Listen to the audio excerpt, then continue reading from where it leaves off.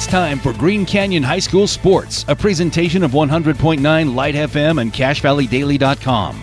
Brought to you by Cast-A-Lite, Advanced Heating and Air Conditioning, Green Canyon Booster Club, DD Auto and Salvage, Preston Watts Collision and Glass, Great Basin Graphics, Adams Wealth Advisors, Cache Valley Auto Care, Cache Valley Daily, Young Toyota and Young Honda, Napa Auto Parts, Les Olson IT, and The Logo Shop. Now, it's time for the Green Canyon Wolves on 100.9 Light FM.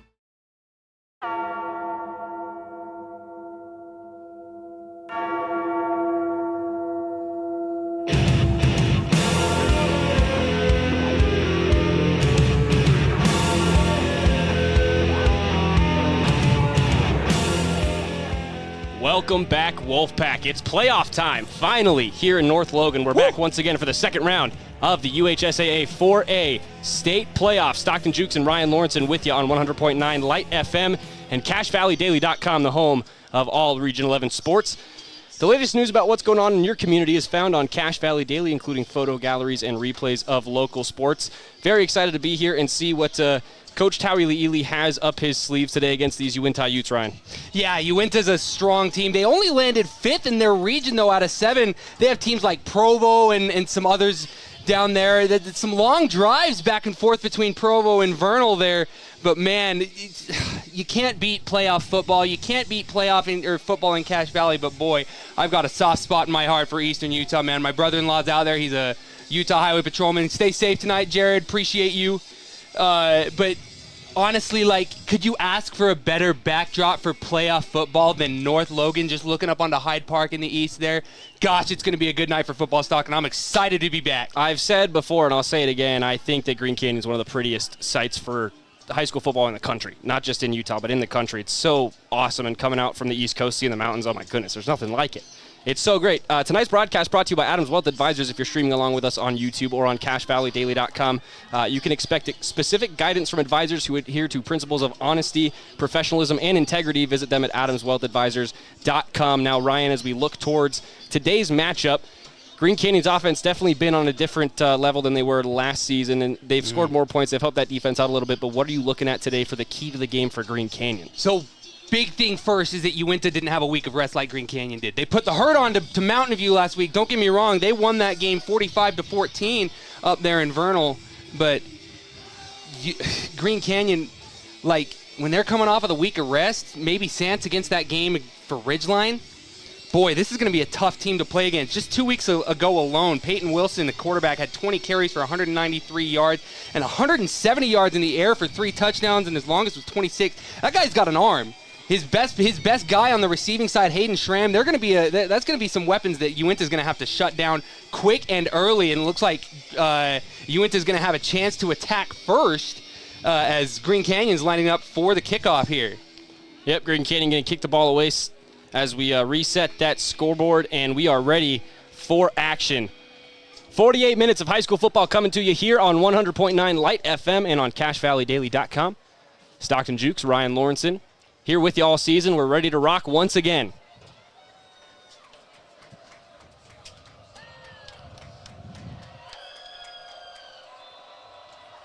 Nice travel from Uinta on the other side there. Long boot.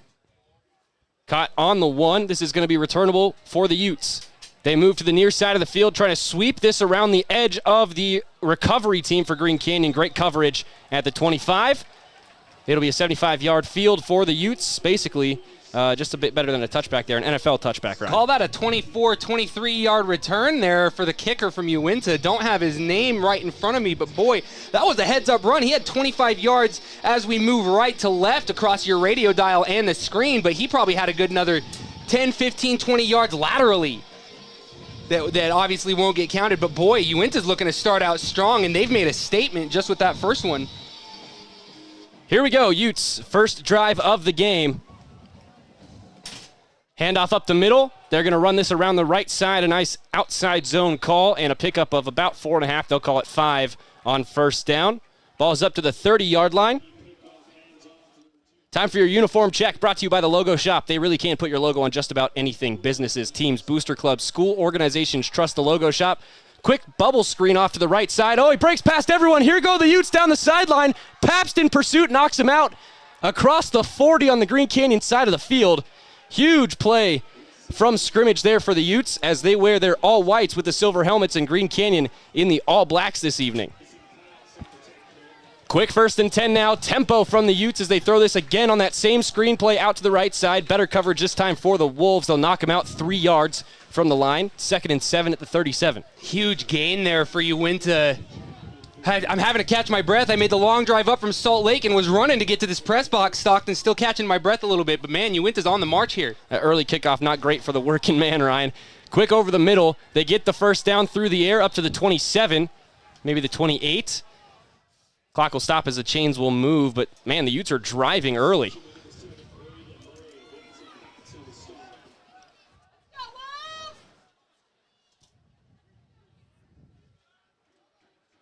Fake handoff, RPO, quarterback rolling left, fade for the end zone, wide open, 7 points for the Utes to start this off, a simple drive, and they score very early.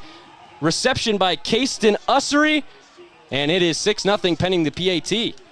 Let's take a look at the stats. Unfortunately, neither Max Preps nor Des News had any updated stats from Uintah, but one name that I did see stick out was Kayston Ussery. And boy, that's going to be a statement for Uintah as they take the early lead 7-0 just over a minute into this game, Stockton. Very effective drive. Never faced a third down. That PAT is just barely through on a line drive. Pabst almost got a piece of it. It was not only did he almost get a piece of it, that snap had a hard time getting up into the right position by the placeholder. The kicker just almost too quick for that placeholder. The placeholder, I think, was rather maybe about a half a second behind on that placement. But now Green Canyon's going to have to drive. But take a look at this pass once again from the quarterback all the way down to Ussery, 20-plus yards in the air.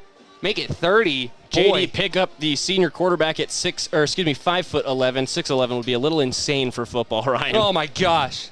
Took them just over a minute 6 seconds to make it 7-0, and they will kick right to left. Green Canyon will be attacking the south end zone to start the first quarter. I think 6'11" would be just too big for just about any sport other than maybe basketball or volleyball too. Got to give some love to my brother-in-law who plays volleyball down in Arizona, but boy howdy, 6'11", man, that's a big boy.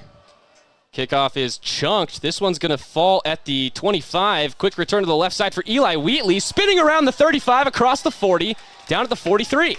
That's some great field position. Eli Wheatley, not really known for handling the football offensively or on special teams. He's much more of a defensive guy. Had 12 or 13 tackles last week. He does have a 1-yard touchdown run this season. That's true. He does have a 1-yard touchdown run this season. But that return for him, that's definitely going to be a big pickup. Great field position on their own 43. The Green Canyon Wolves starting their first drive of the game with 10:49 to play in the first. 57 yards for Peyton Wilson and company. They go left to right across your radio dial. On the far side, hash marks. Twins out to the right for Wilson. He's going to hand this off up the middle. Quick feet. That ball up across the 45, probably the 46. Now they're going to spot that at the 45, so it's 2nd and 8, 55 yards to go. Big Baxter Martin on the carry there. He had 5 last week for 9 and a touchdown. So Baxter Martin trying to get things started early. He likes to take things a little bit slower. He only had 9 yards last week against Skyview. Now, granted, very different team than what we're seeing from Uintah so far, the Skyview Bobcats, but I think this is probably going to be the most complete I've seen Green Canyon all season. 2nd and 8. Wilson, I formation, twins on either side. He's going to bring that back up next to him. Wilson drops the throw. Looks to his right. Up high, great catch. Breaking a couple tackles, Wolves still moving up to the 49. This is going to make it 3rd and manageable, 3rd and 4. This is Parker Lowe on the reception. Had to jump for it and got a couple extra yards for his trouble. Going to be at his own 49 now, Peyton Wilson. Parker Lowe didn't really make too much noise on the score sheet last week, 2 weeks ago, rather, for the Wolves, but he's definitely made some noise this season for Green Canyon.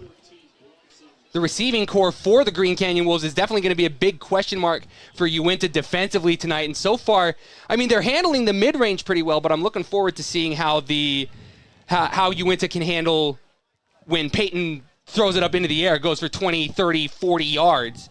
I mean, we've got a quick timeout here on the field. Tauili'ili is going to... It's an injured Ute down here on the sideline. We're going to have to take a break. We'll be right back on 100.9 Light FM. From what's happening in local political elections, to breaking news, to photo galleries and replays of the latest games. If it's happening in our community, it's on CacheValleyDaily.com and the Cache Valley Daily app. Local, relevant news on CacheValleyDaily.com.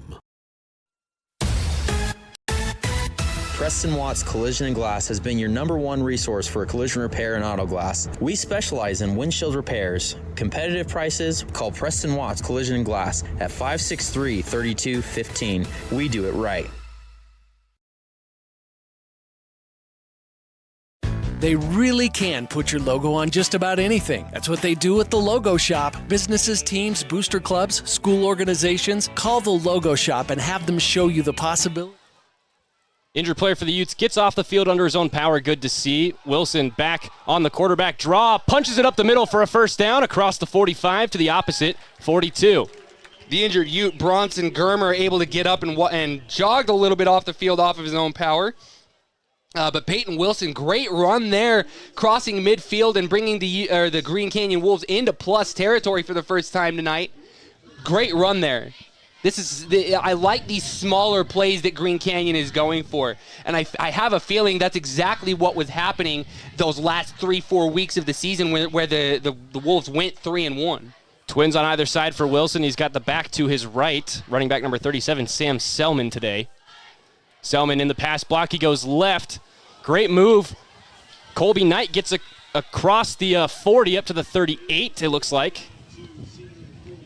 I love that little stutter step he did, too. That was a heads-up football for Colby Knight there. Someone that, again, just his receiving core all across the board for Green Canyon has been fabulous all season long. It's not just Peyton Wilson to Hayden Schramm. It's literally everybody in that wide receiving room. Micah Jenkins in as the second back now. The two sophomores in the backfield with Peyton Wilson tonight. 8:35 remaining in quarter number one. 7-0 Utes as that's a handoff right up the middle. And a great run, absorbing some contact. Micah Jenkins up to the line to gain. Are they going to give it to him? Yes, they are. Move him up. Making it another first down for Green Canyon. Not quite as fast of a march down the field, but we like this clock management early from the Wolves. Just starting to get knocking on that door of the red zone. It's the knob is right within their grasp, Stockton. 8:10 now. Clock continuing to run after the first down pickup. The chains have moved. Ball's on the 32 as we go left to right. Wolves in positive territory. Knocking on the door of Tanner Holt's range, but you'd want to get closer just to feel comfortable. It would be about a 49-yarder from here. Wilson going to go down the right sideline for Schramm, fighting with the hands. No flag coming. And Schramm is outraged. He got tackled well before that ball came into the frame. Officials are going to say uncatchable. I disagree. Mason Brown on the coverage for Uinta. He had an arm right there, almost got a little shove just as that ball came into catching range. Man, that's a tough one. 50-50. I understand not calling it this early in the game, but if it's the third quarter, you're probably pulling that flag. I could not agree more. Could not agree more. Split backfield. Wilson has a back on either side on 2nd down and 10. Handoff up the middle. Jenkins again runs into a pile at the 30. It's only going to be a gain of 2. 3rd and 8 coming up. Peyton Wilson's going to want that toss to down the field back. But, again, it's not the third quarter. It's not late game. It's not even late half. I think closing moments of the second half, game's competitive, they'd call that. They've connected on that play several times this season. Now Schramm going to move over to the left side. Twins with Colby Knight over there, and then a sole receiver on the bottom of your screen. Cooper Johnny down Wilson there. looking to his left, wanted Schramm. Now he's going to try and take off through the middle of the pocket. Nowhere to go. Gets to the right, throws that ball back behind Colby Knight. It'll be 4th and 8. I think this early in the game you have to take the 3 points. Looks like Tauili'ili is going to go have a chat with Wilson with 7:03 to play. Clock is stopped, but the play clock running 30 to go. The offense hanging out there. I don't see Holt quite yet. They're going to go for it, 4th and 8, setting a statement. May as well. A little too close for his rugby punt, don't you think? It's not going to be a rugby punt from the 30, I don't think. Because you're kind of in the gray zone here, I don't mind going for it. It's still going to be a 70-yard field if they don't convert here. Agreed. Twins on either side for Wilson. He's going to shift that back to his right. Are we going to see them snap the ball? No, we're not. Timeout called by JT. Or no, a flag. There was a flag in the backfield, but a timeout was called before that flag came in.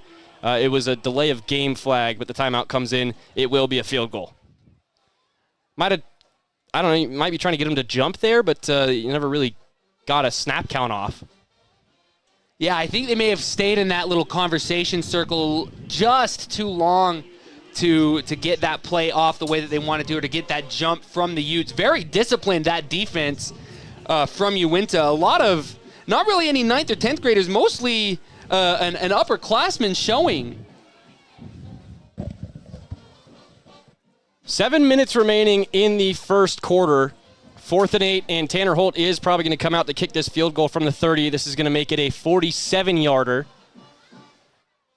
Maybe 46, depending on where the holder wants to place this ball for Holt. We've seen him make just over 40 this season.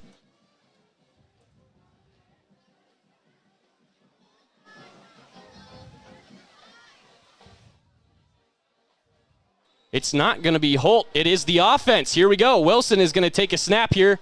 Twins on either side. Motion from the back. Off to the left of Wilson. Takes the snap. Motion from Schramm across that Y slot. Wilson, plenty of time to throw. Over the middle. Schramm, what a grab. Still on his feet. Across the 15. They're going to say his knee went down. No, it did not. No, his knee did not go down. Absolutely beautiful play there from Wilson to Schramm, keeping this drive alive on 4th and 8, 6:52 and counting to play. Man, let's take another look at this. Gonna take a look here. Has some time up in the air. Wow, man, he must have gotten at least 2.5 foot up. They said his right knee went down right there. I don't think it did, but either way, it's a first down on 4th and 8 for Green Canyon. 6:33 to go. Now motion across the back of the formation from Lowe. Lowe's going to move back the other way. Wilson liked it the first time. 6:22 to go. Peyton looking. Plenty of time. Now has to move off to his left. Pocket collapsing. Floats one to the back of the end zone. Lowe makes the grab. No, in and out of his hands. Great coverage. Trying to pick that number out in the back of the end zone. They got the tuck jersey, though. That's not going to help me. Uinta, great coverage there, making that pocket collapse. What a timely way to do that. They didn't rush into it. Really wanted to make sure that pocket collapsed the way that they wanted to. Heads up football from Peyton Wilson, though, to get that ball off just out of reach of Parker Lowe. Bit of a score update, though, for you. Ridgeline leading Hurricane with 17 seconds left in the second quarter, 28-7 down there in Millville. 6 minutes, 12 seconds remaining in the first quarter. 2nd and 10 from the 17 for Green Canyon. Trying to get around the edge. No, they're going to lose 3. Great run defense, and Micah Jenkins was trying to cut that corner, just could not get around the edge. That'll make it 3rd down and 11 from the 24. That's not a terrible play call in the red zone here. The Wolves, again, wanting to make sure that they're managing this clock in the right way, but they've got to start really locking things down. I remember in the early season before they took the big road trip at the end of the season, and then I got sick right for that last home game, so I didn't get to see the way the season ended. But I know that it took some time for both the offense and the defense to really get rolling a little bit here. This is playoff football. They've got to get going now. Big possession for Green Canyon to respond to that opening Utes drive. 5.5 to go. Wilson from the near side hash mark, looking to his left. Pocket collapsing, gets away from one. Floats one over the middle just in time. That is caught. Right at the sticks, just past at the 6-yard line. First down, Green Canyon from 3rd and 12. And the reception, number 17. I don't have that on my roster. Peyton Wilson was dead to rights there. The way that he moves is No, it was 47. Sorry, that was Colby Knight on the reception. Insane movement from Peyton Wilson there to avoid that sack. That should have been 4th down there for the Wolves, but boy. 1st and goal from the 6 for Green Canyon. 5 minutes remaining in this first quarter. Looking to respond to that opening score from Uinta at 7-0 for the Utes. Wilson takes it, hands it off, keeps it, sweep it around the left. Can he get to the pylon? Cuts it back, dives in, touchdown. What a run from Peyton Wilson, and we're an extra point away from a tie ball game. What a run there by Wilson. Oh, my word. Setting up the score to respond and taking off 5-6 minutes to boot. Check it out here in those twin running backs. Fakes out and goes all the way to that far sideline. Dodges 3 on his way in. Gets tackled in by that third guy. And boy, Tanner Holt going to punch another easy one in here. Holt makes it 7-7, 4:49 to go in the first quarter. Quick break from North Logan. We're tied as the Utes will look to score on their second consecutive offensive drive. We'll be right back. 100.9 Light FM and CashValleyDaily.com, the home. Schools, teams, and youth groups. Searching for copiers and printers? Les Olson IT has what you need. Find reliable HP printers, award-winning Sharp copiers, and high-end Ricoh graphic systems. Les Olson IT. When your car isn't working right, you just need someone who can help make your life a little easier. Cache Valley Auto Care can. Hear what people are saying online. They'll always take the time to help you understand what they're doing to your car and go above and beyond to solve your issue. Cache Valley Auto Care. When a client... Welcome back. 4 minutes, 49 seconds to go in the first quarter. Green Canyon set to kick off left to right as the Utes will go back towards that north end zone here in North Logan. Stockton Jukes and Ryan Lawrenson with you on 100.9 Light FM and CashValleyDaily.com, the home of Region 11 sports and Green Canyon football. Free kick bounces on the goal line and goes out of bounds. Are they going to say touchback or free kick out of bounds? It looked like it might have touched on just this side a little free closer kick out to of the bounds. One. Wow. What a tough bounce for Tanner Holt, but he's done that a couple times, trying to pick the corner on the kickoff and just sends it off the sideline. Got to be a little bit smarter than that with your kickoffs. Can't give the Utes the 35-yard line when they didn't even face a third down on that last drive, Ryan. That's tough. Shorter field, not the shortest field that Uinta surely is going to face tonight. It's going to be a battle between the black and the whites. Wow, that was, man, the black and green and the red and white. There we go. 4:49 to go. Handoff up the middle. No, it's a quarterback keeper. Misses the first tackle. Cuts to the left, trying to get around everyone. Breaks a few more tackles to the 45 and the 40. Now Green Canyon just getting run basically off their own field on defense right now. Quarterback J.D. Pickup picking it up. Again, those lateral movements from Uinta just killing Green Canyon right now, and the blocking from these Utes is fantastic. Absolutely great work. But, man, J.D. Pickup, I love what I'm seeing from this guy. He's a senior. Second timeout of the half called now for Green Canyon with 4:40 remaining. Just in the first quarter. Yep. Again, they've given up several 15-plus run plays in this first quarter. Have not forced a third down yet, and that's going to be another first down conversion. That ball started at the 35. It's now on the 40. That's a pickup of 25 yards on your first run from your quarterback, and you had him in the backfield too. Just, we've been saying it all season, and again, I didn't catch those last 3 road games and was sick during that last home game. I don't know what it is with this defense. It almost takes them till midway through the second quarter to fully get out of the locker room almost, Stockton. And if anything's going to kill this team tonight, it's going to be that defensive lackadaisicalness. First and 10 from the 40 on Green Canyon side of the field. Delayed handoff. Green Canyon gets to him in the backfield. Huge play out of the timeout. Loss of 5. Who was it on the tackle? Daso Baggy, the carrier.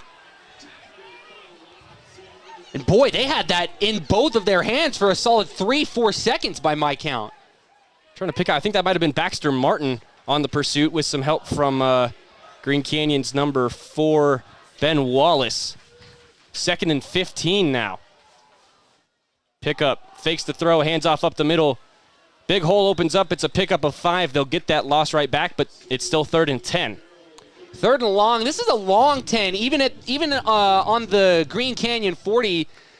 I mean, and despite that 25-yard run from pickup, that's gonna. It's a big 3rd down for Uinta now, Stockton. 3rd and 10. Pickup has a single back to his right, twins to his left. Gets the snap, looking to his left from those far side hash marks. Pocket collapses. Green Canyon pass rush almost getting home.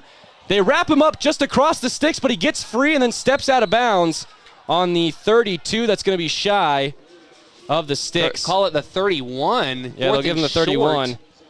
4th down and what is that? 1 yard. They're going to go quickly.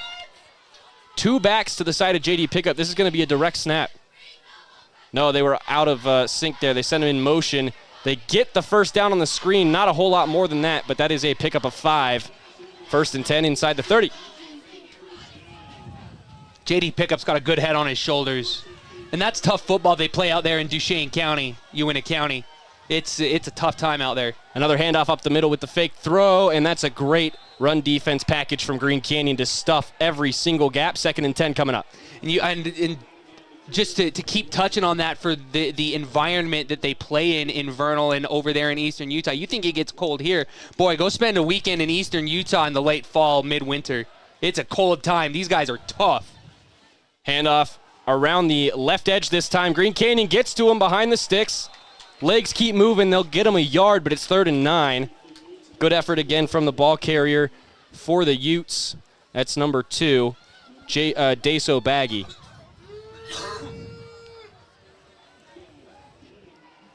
.224 now remaining in the first quarter. 3rd and 9. Utes on the doorstep of the red zone, looking to score on their 2nd consecutive drive. Rolling out to the right, quick throw, short of the sticks, caught, and then taken down exactly where the catch was made at the 21. That's going to be short, make it 4th and 3.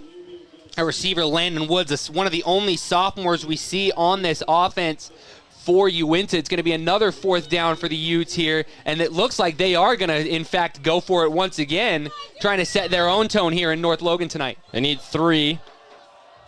2 receivers off to the left. Motion in the backfield. Now they've got a bunch off to the right. Isolated backfield. Hard count. Green Canyon jumped. It looked like number 2, is that number 2 or 7? Either way, Daso Baggy or Braden Murray got a slight hesitation on that jump. It was on the other side of the formation, though. It was on the far side of the field. Green Canyon's number 17. Again, don't have a number for number 17 on Green Canyon's roster, but that's the guilty party. 1st and 10, Uintah. Got Ethan Merrill, a senior, 6'1". She might be 14, Caden Krebs. The way they bunch those jerseys up under the chest plates now, it's hard to see the numbers. No kidding. Handoff around the left edge, crashing through the first level. A flag comes in holding territory. This might be coming back.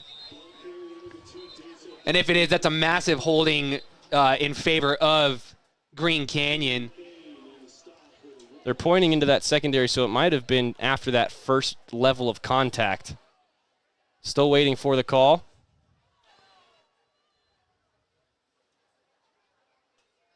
Oh, it's a face mask on Green Canyon, half the distance to the goal line. And that's a tough one to take.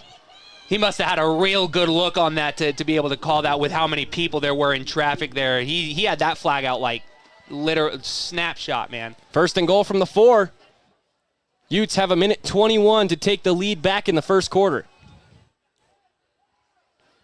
Motion again. Handoff up the middle, fake throw, bouncing around the right edge, through tacklers, fumble in the end zone, Green Canyon falls on it! Touchback Wolves, they get the ball from the 4, take it out to the 20, no points for the Utes, and some shoving after the play. The refs didn't see it, but 75 from Uintah shoved a couple different Wolves. They'll go over and plead their case to the officials. They think they saw it. And if this does go in favor of Green Canyon, and it looks like they didn't see it, so they can't throw a flag. Coach Tawili Ely out on the field because he saw it too. He'll talk to his defense, let one of his assistants talk to the officials. They're going to say we can't throw a flag on something we didn't see. It wasn't egregious. No one hit the not ground. At all. It's early in this game. It's one of those where it's like, hey, he got frustrated. Let's take the extra 15 yards and get under their skin. But Absolutely. Green Canyon, that's a huge defensive play to force a fumble on the goal line. Uintah trying to stretch out over that goal line and score. The ball came out during the stretch. Green Canyon has it 1st and 10 from the 20. It's that's the risk that you run when you try and just take that extra yard right on the goal line, Ryan. Stretch that ball out off your forearm, all of a sudden it's not tucked. Take one bad bump, that ball's out. Up the middle to the 25, great run on 1st down. Micah Jenkins, the runner there, great work there, cutting that yards to gain in half there with 5. And, I mean, we've talked all season about the leadership here and how they've had to step up after last year's core. But, boy, it's going to be the exact same thing next year. Lots of juniors and sophomores that are this year going to have to take in that role that Peyton Wilson, Hayden Schramm and company are leaving for these Green Canyon Schramm's Wolves. a junior. He'll be back. Oh, good deal. Wilson takes the snap, hands it off again through the middle on 2nd and 5. Big hole opens up. First down, Wolves. They'll go up to the 35. 10-yard gain there. 2 runs in a row. Uintah sideline exploded for a second. Did that ball come out? I don't think so. No, it's first down for Green Canyon. 15 yards in 2 plays on 2 runs. That's great stuff for Green Canyon. Starting to click things going offensively. 23 seconds and counting. I think it looks like the play clock is right in sync with the game clock. Might get one more playoff here, but that should be it for this first quarter. 1st and 10, right on the 35. Wilson takes the snap, looking to throw. Nope, it's a draw. After the pump fake, trying to get back across the line of scrimmage, gains 2 yards but goes down immediately, and that will take us to our first quarter break. 7-7, Green Canyon gets a huge fumble recovery in their own end zone to keep this one tied. They've got a chance to take their first lead when we come back here on 100.9 Light FM. To feel like they have a team that is full-time working for them. We really start from the ground up, setting our goals, understanding your situation, and then building the plan to maximize that quality of life. Visit Adams Wealth Advisors. Make it 3 years in a row. Advanced Heating and AC is honored to be Best of Northern Utah Gold Medalist. Thank you for your support and vote of confidence in their company. Advanced Heating and AC, online at advancedheating-ac.com. DD Auto and Salvage is going to pay you the most for junk vehicles. Get rid of your junk vehicles today. Pickup is available. DD Auto and Salvage in Logan. Call 787-1204. That's 787-1204 today. See store for details.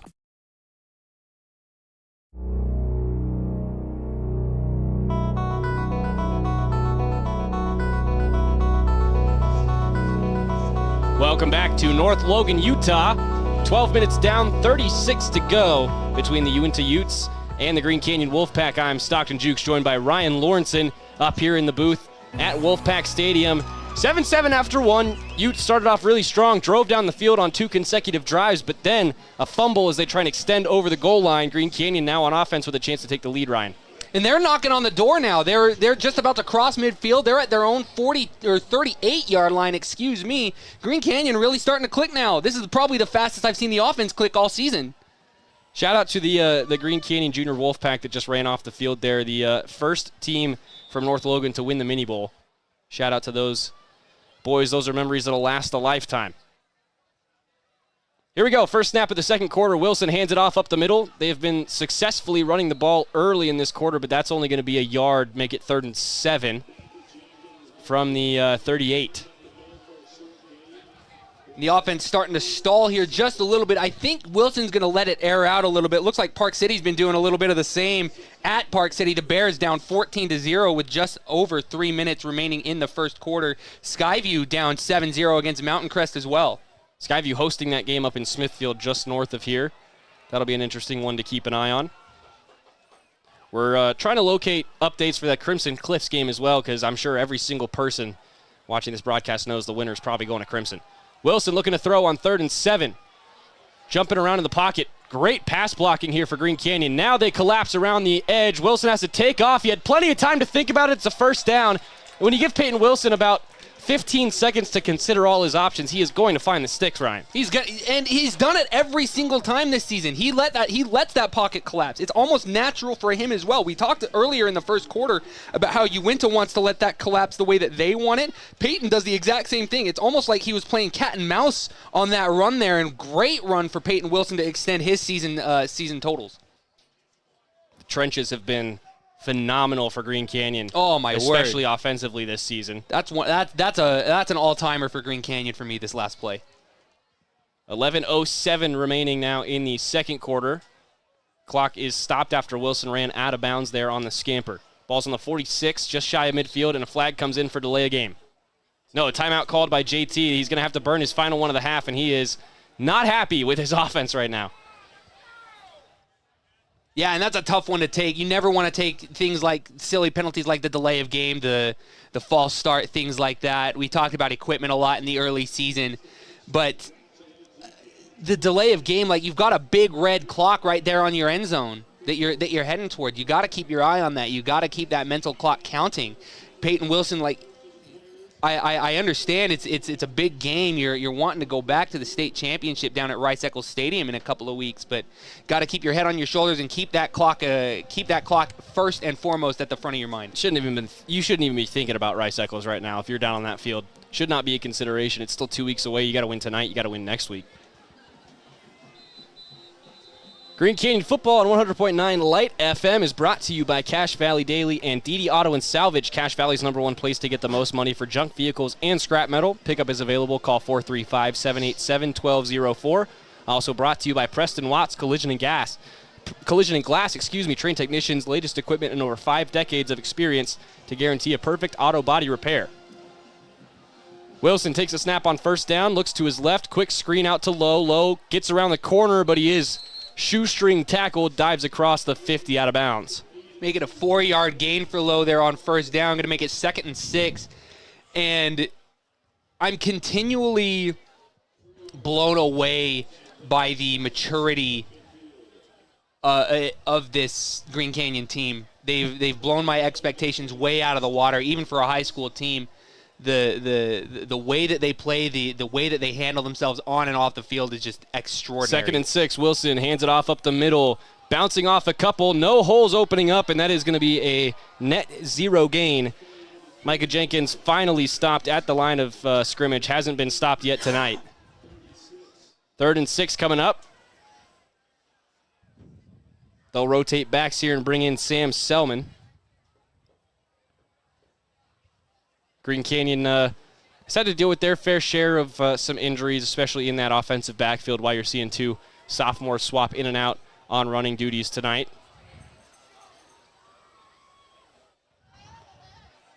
Wilson looking to throw. Another strong pass block opportunity. Now Hayden Schramm snags it at the 20, down to the 10. Unbelievable route running from Hayden Schramm.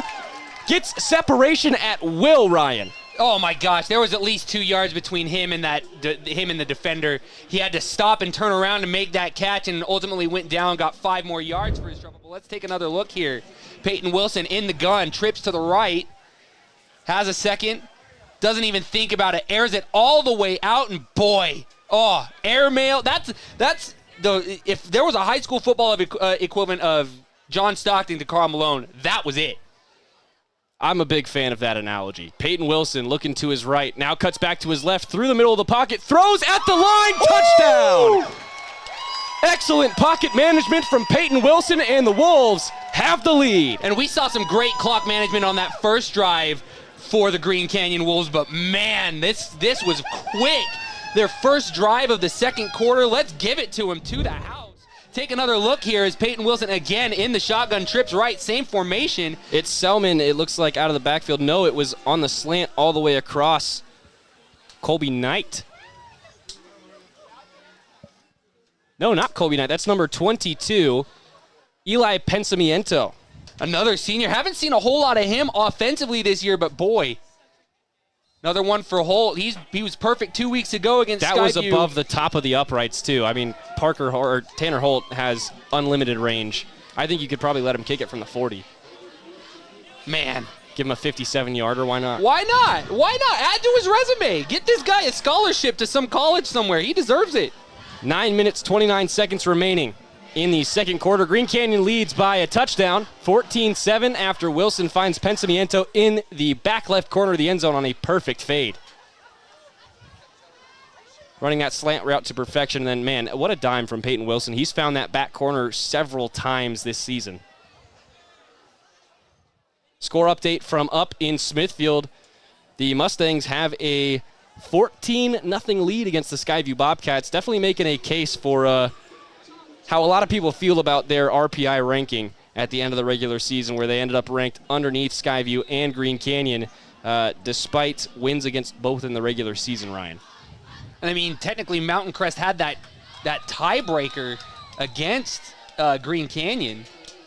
So Boy, the Mustangs going to have a bone to pick with just about everybody in 4A, not just Region 11, but, man, we're going to be keeping an eye on all that and more in the UHSAA 4A playoffs tonight. Lots of high school football going around all over the state. We're here in North Logan.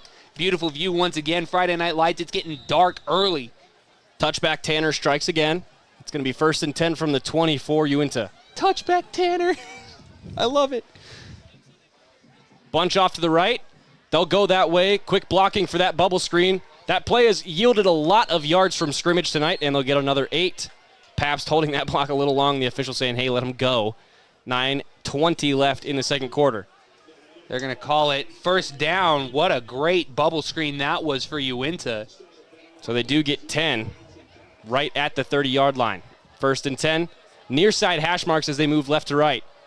Motion again off to the right side. It's a handoff around the right edge. Good cut in the backfield. Will get into positive yardage. That's a pickup of about 3 to the 33. The Utes looking strong with Daso Baggy from the backfield. 5'10", 190 for the senior. And now we've got a whistle. Looks like number 2. Oh, Baggy looks a little dazed. Yeah. Got to get his breath. Oh, no, he might have been a little banged up there. It looks like he's uncomfortable with the arm, and he's going to have to go off the field. We'll take a quick break while they look at him, and our teams go back to their respective sidelines. 30 seconds. We'll be right back. 100.9 Light FM. Find the parts and the oil you need to keep your car and equipment running its best at your locally owned Napa Auto Parts. All the best brand names. And when you need professional help, Napa can recommend a dozen Napa Car Care Centers with ASE certified technicians.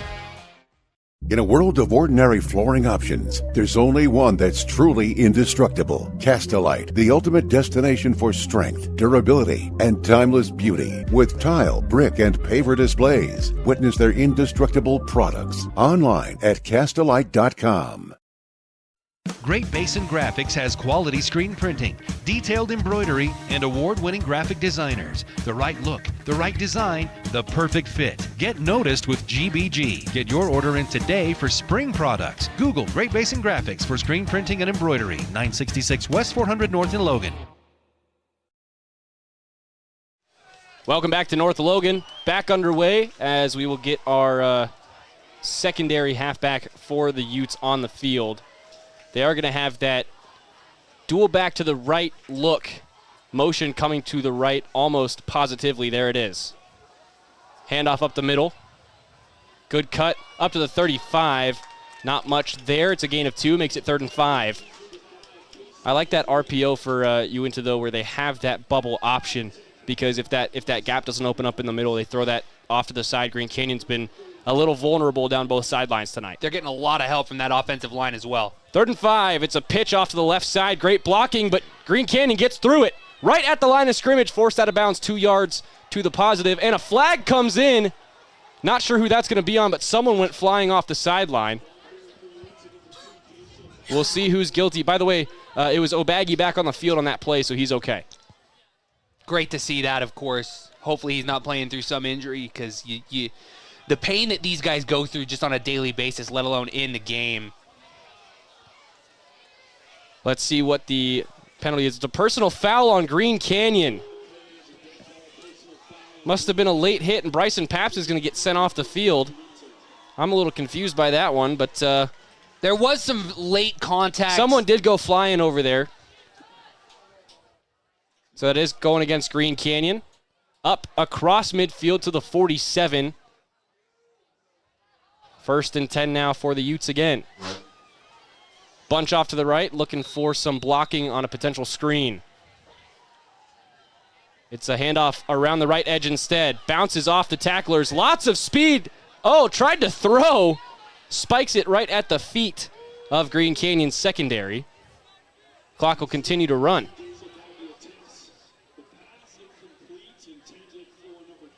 Looks like kickoff hasn't occurred yet down there in St. George. Snow Canyon playing Crimson Cliffs at 7 p.m. They got the late kick. I forgot that we started at 6 tonight. That's right. That makes sense. Again, because it's so cold up here, especially when the sun goes down. Cold and dark, man. Fake handoff around the left edge, dropping back to throw. Flags come in holding territory, and Green Canyon gets to the quarterback in the backfield. Looks like that's going to go on number 87, Darren Ross, for the sack. Uinta is going to Baxter Martin. Green Canyon has an injured player on the field as well who has the other half of that sack, and there was a lot of pushing and shoving on the ground after that tackle came in. Green Canyon going to send the trainers out onto the field, and we have a hold against Uintah as well. We're going to take another quick break. 7:25 remaining in the second quarter as we take a look at our scores so far. Still 14-0 Mountain Crest at Skyview, and nothing yet from that Bear River game since we heard 14-0 Park City, but 28-7 still your score at Ridgeline as well. We'll be right back.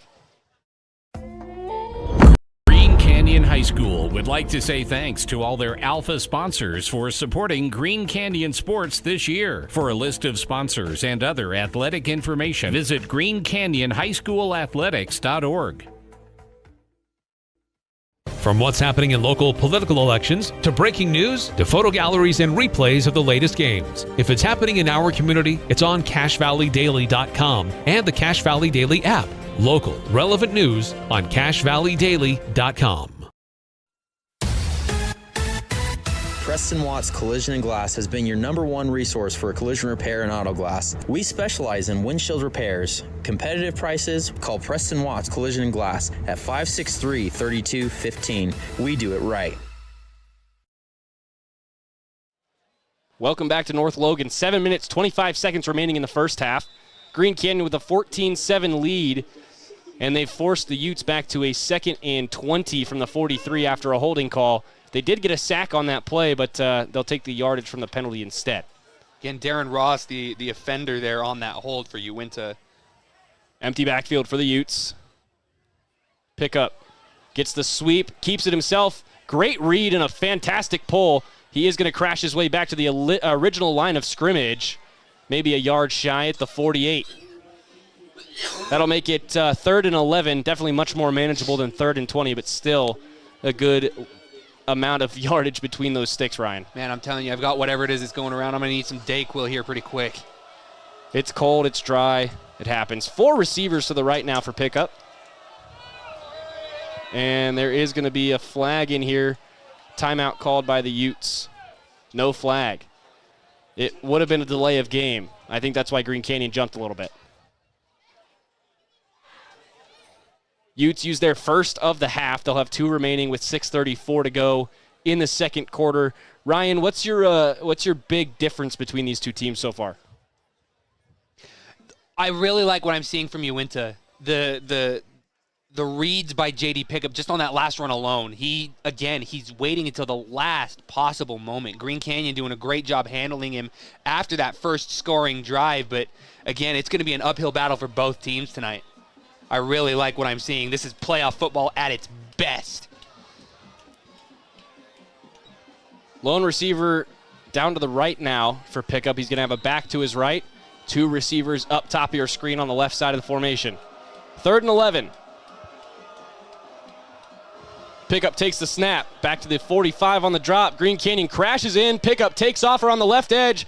Forced out of bounds. About 3 yards from the line of scrimmage. 4th and 8 coming up. Ussery calling for an unnecessary roughness. It was wrong place, wrong time for Ussery. Got absolutely crushed between 2 Green Canyon defenders and J.D. Pickup. As one of those defenders, number 72, Ethan Mortensen, just absolutely sprinting off of that field for Green Canyon. But it's bringing up 4th and 9 from Green Canyon's 46 now for Uinta. They're going to have to punt away for the first time tonight. It'll be the first appearance for the Utes punter. 6:17 remaining here in the second quarter. Green Canyon with a 7-point lead. That ball bounced off the turf, but it was scooped up well.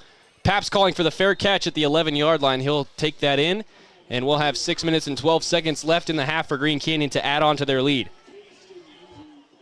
Green Canyon coming up, they're making some monster stops when it counts right now. Late in the second quarter is when games can be won in playoff football, especially with the Utah High School Activities Association. This is a fantastic matchup. I really like, again, what I'm seeing from both sides of this football field. You could not ask for a better night here in North Logan, Utah. This is absolutely fabulous. Still no further updates from up in Smithfield. Still 28-7 down at Ridgeline. Now here's Wilson from the 11, hands it off up the middle. First level of contact does enough to slow him down, but he'll still pick up 3 to the 14. Green Canyon football sponsored by Advanced Heating and Air Conditioning. You can schedule your service call on their website, advancedheating-ac.com. And if you're looking for a new gas fireplace, they can take care of that too. 435-752-7272. Man, heaven knows you're going to need it this winter. It's already starting to get cold. And that warm streak that we had, that is over. Oh, yeah, we got the furnace turned on at my place a week ago. It's time to get the heat going. That's right. I'm getting off to Vegas in the morning, though. I need to get out of here before it gets too bad. 5.5 remaining here in the second quarter. 2nd and 7 for Wilson. On the far side hash marks, they're moving right to left in this second quarter. Wilson avoids the sack, still looking to throw. Moving to his left on the 5-yard line. Still needs to get rid of it. Pointing Schramm down the field. Gets hit. Bounces off into his own end zone. Gets a block. Back around the right side. He's got a lot of space. Takes the block. Bounces off the blocker. Up across the 15.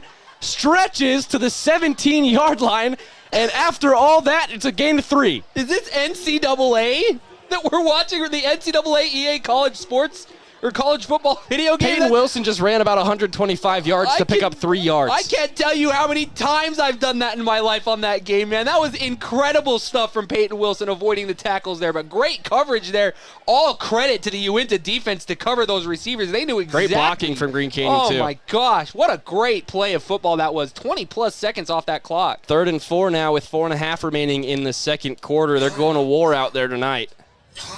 Wilson runs into the huddle with 5 seconds on the play clock. He's got to get this off. Green Canyon does not have a timeout. They do get the snap off just in time, but the flag comes in. That was early. That flag came in way early. JT is fuming. Yeah, he's livid. That flag came in from the sideline with the 1 still showing on the play clock. What are we doing?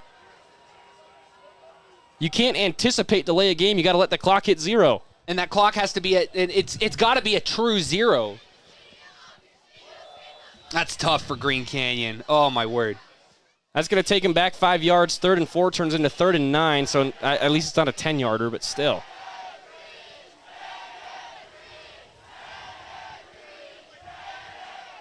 Four minutes, 20 seconds remaining in quarter 2. Clock is stopped after that flag comes in.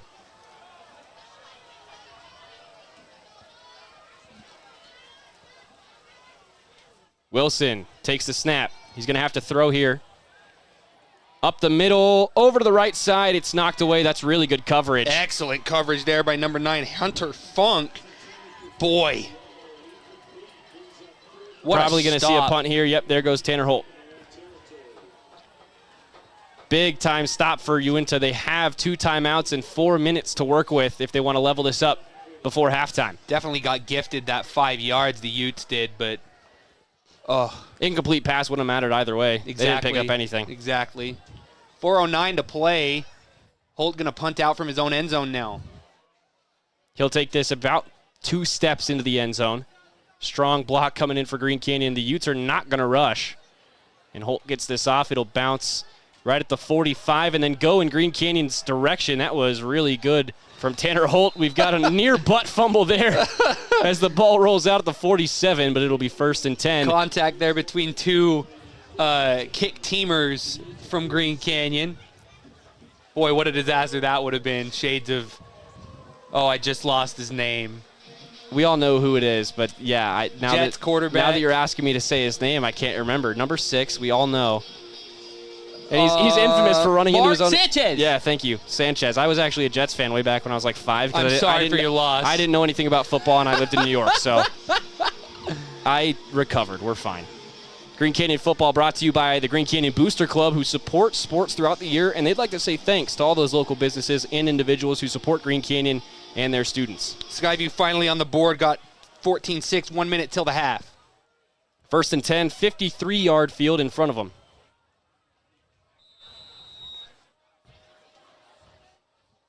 Handoff up the middle, fake throw. It's going to be a gain of 3 up to the 50.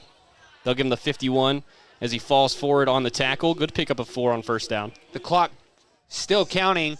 Some great movement by the defender just behind that line of scrimmage to kind of cheat up and get that extra blocker in when they needed it. 3:38, clock still running, 2nd and 6. Another handoff up the middle to Baggy. Gets the shove forward almost to the sticks, but they'll stop him at the 44. 3rd and 1 coming up. 3:20 remaining in the quarter. Left to right, the Utes right between the hash marks. This snap will come in just about right at midfield. Pistol formation for the Utes. They try and get the jump around the right edge, but no one into the neutral zone. 3rd and 1. Here comes the snap. Handoff up the middle. Cutting. Green Canyon gets home. They lose a yard. 4th and 2. What a stop there by Green Canyon. Oh my gosh, guts by this defense. Ball's going to be spotted at their 45, and Uintah is going to go for it 4th and 2 with the 45-yard field. May as well. Maybe they're thinking about a quick punt, getting a quick play call here. But man, this again, you're in the gray zone where it's way too long for a high school, way too long for a college field goal even. Agreed. You'd have to really think about it if you're on an NFL roster to kick this field goal, but can't really punt it either. And you want to score points, 2:26 remaining in the half, and a timeout called by the Utes. They'll have one left for the last 2.5 minutes. We're going to take it as well. You're listening and watching Green Canyon Football, brought to you by Cache Valley Daily. The latest news about what's going on in your community is found on Cache Valley Daily, including photo galleries and replays of local sports. 4th and 2 when we come back.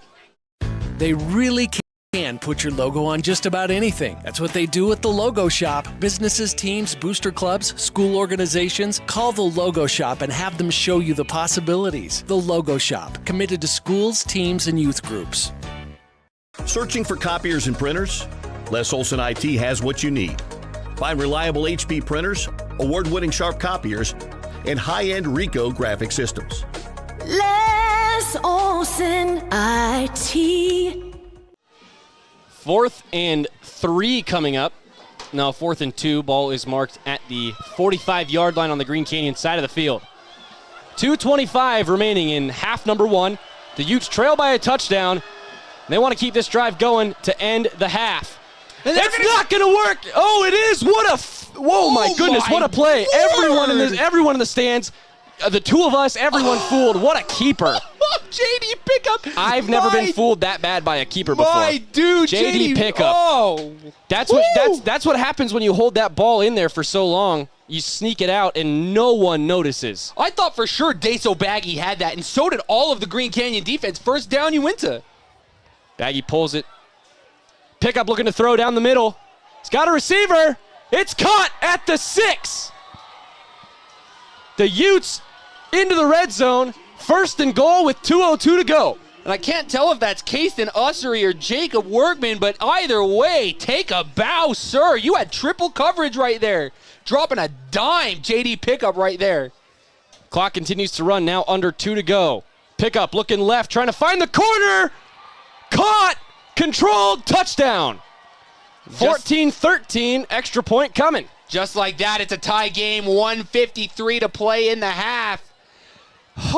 I knew it was going to be a gun show, man. Woo! This is going to be a good night for football. Someone's going to go home very disappointed. It was a great throw from Pickup, too. He saw the one-on-one he wanted on the left side, picked up the man coverage, and just floated that over top of the defense. Minute 53 to go in the half, and Utes looking to tie it up off of the foot of their kicker, number 9. They've got 2 number 9s on the roster, so I'm going to guess this is Sherry Coleman. Coleman knocks it through, 14-14. Green Canyon is going to have time, though, to respond to that. They don't have any timeouts to work with, though, Ryan. I love the head on the shoulders of JD Pickup. He hasn't thrown any air until just now. When it matters, when it counts. He did take one shot, didn't connect on it. Yeah, exactly. But he knows he can make that connection, right? We saw one, didn't work. Waited, threw some bubble screens, mostly doing some runs, keepers, getting some great yards that way. But man, right when it counts, under 2 to play in the half, this is great football from JD Pickup. And again, just a great matchup in 4A. I really hope we keep this 4A classification around for a while. 2-minute drill coming up for JT Towey-Leely's squad in his second year, his second successive trip to the playoffs with this team. Coverage of Green Canyon football sponsored by Les Olson IT. What can a business technology partner do for you? Low line drive taken in at the 15, now across the 25 on the right edge, breaking through tacklers and forced out at the 30. 70 yards for Green Canyon. Make it 69. They'll give him the 31. Not bad field position for Peyton Wilson and co. to really get I know this what ball play down I'm calling right now. Hayden Schramm, left sideline. Without a doubt. Without a doubt. Stockton and I had a little conversation with our eyes just before that, wanting to make sure we're on the same page. Minute 49 to go in the half after that return. 1st and 10. Ball is on the 30, so it'll be 70 yards for Wilson. He's got a back directly behind. Twins to the left, trips off to his right. Now he'll move that back to the right side. Motion, Schramm across that slot. He's going to go straight through the middle. Wilson tried to find him. He's going to have to take off. Wilson around the corner. Flag down, though, in the backfield. I think this is going to be a holding. I think they're going to decline. If I'm Green Canyon, I decline that and take the 10. Well, it's holding on Green Canyon, so. Oh, rip. Yeah, you're right. It is almost positively, yep, it's holding on Green Canyon. 1st and 20 coming up. They'll go back to the 20. Erase that 10-yard gain by Wilson. And you've said it before, almost every play at the line of scrimmage is going to end up in a holding. They just don't call them all the time, which is fair. It's the way that football has to be played. It's just getting your hands in that exact right position so that you can avoid that call. 100 seconds left in the game. Or not the game, excuse me. 100 seconds left in the half. That would be crazy if it was 14-14 at the end of this thing. They're going to go down the left sideline for Schramm. He got separation. There he goes. Tried to avoid the tackle, but he's down at the 41. Green Canyon's got to move. Clock will stop while the chains move. Minute 34 to go in the second quarter. And about 15 more yards will at least put them in scoring territory, Ryan. Hayden Schramm is, without a doubt, the MVP of this, at least the skill positions on offense. Wilson again looking to throw. Pocket collapses. He moves through the middle. Big hole opens up across the 35. Stumbles, gets to the 30. Not ripped down yet. Stops to the 25. Cuts it back into the red zone. Peyton Wilson, the magician. Peyton Wilson avoiding tackles once again, getting extra yards from those stutter steps. Step this way, step that way, now step this way, step that way. Hayden Wilson showing up like Kung Fu Kenny on this football field here at Wolfpack Stadium tonight. You can see him shake through the middle, shake again. We're going to have to come back and look at that later because they're going quickly. Wilson looking to throw. Fades one down the right sideline. Great coverage. Excellent coverage there by number 2. Daso Baggy playing both ways. The intended target there was number 32 for Peyton Wilson. Cooper Johnny. That's Cooper Johnny, who we did see get banged up a little earlier, so good to see him taking that. But, man, again, just fantastic coverage. The whole way reading the eyes, never turned around to find the ball, just throws a hand up and deflects it. 65 seconds now. The clock will stop on the incompletion. 2nd and 10 from the 17-yard line. 18. 1:05 to play. Clock is stopped. Twins on either side for Wilson. Drops back to throw. Has a check down to his left. He's going to scramble right instead. Gets it off to the end zone. Caught. Touchdown. Wilson on the run finds Colby Knight. And the Wolves take less than a minute to respond.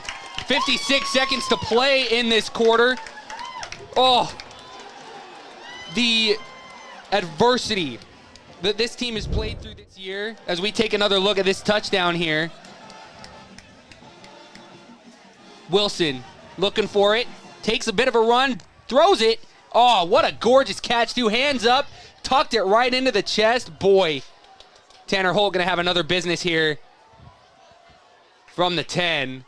Up and good. Green Canyon into the end zone 3 times now. Tanner Holt 3 for 3 on the extra points. It's 21-14 with 56 seconds to go in the first half. Ryan, do you think the Utes have enough time?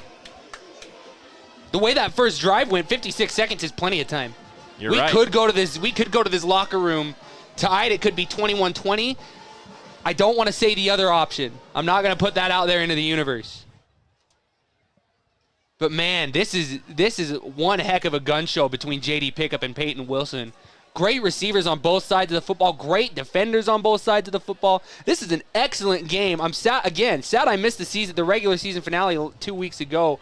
But, boy, I'm getting repaid in spades tonight. Green Canyon finished their regular season at 7-2. The Utes finished their regular season at 7-3, playing an extra game in that week that Green Canyon was able to take off during region play. But Uintah, like you said, took care of business against Mountain View last weekend. Yeah. Golly. So this is a team that you know you're going to have to fight with. And, man, this has been a great game for some Friday night entertainment. Another big boot from Holt. Touchback Tanner. Make a T-shirt of that, baby. 56 seconds. 1st and 10 from the 20. 80 yards for Pickup and crew. We'll see if they can pick it up. The Green Canyon defense has a very tall task ahead of them. Uintah has done a great job of reading it when it counts. Green Canyon can't let anything go. They can't give anything away here. They have to stop them on this first drive, or on this first part of this drive, rather. Empty backfield again for Pickup. 3 to his right, 2 to his left. Goes left. Quick out route, picks up 5, and he's shouldered out of bounds at the 25. Clock will stop at 49. Again, great level-headed pass. Looked a little rushed, but nothing out of the ordinary from what we've seen from JD Pickup so far tonight. They'll stick with the formation and keep the tempo up. Utes still needs 75 more yards. 2nd and 5. Pickup trying to go through the middle. He is sacked. Wheatley with the first point of contact. He did get a little help, I think, from Baxter Martin. And Martin was being held down to the turf by Pickup for a little bit there, but Martin, it was on the other half of that critical sack for Green Canyon. They're going to force a timeout out of the Utes. They have to burn their final one. 36 seconds left in the half. And for Uintah, that's damaging to this drive. Not only is it now 3rd and a little bit long at 3rd and 8, but you'd like to save that timeout for if you potentially get into field goal range, Ryan. Absolutely. 36 seconds. They're in negative territory right now. JD Pickup's going to have to put the game on his shoulders here, and it's only at the end of the first half. Everything's got to be at least 15 yards now or directly on the sideline.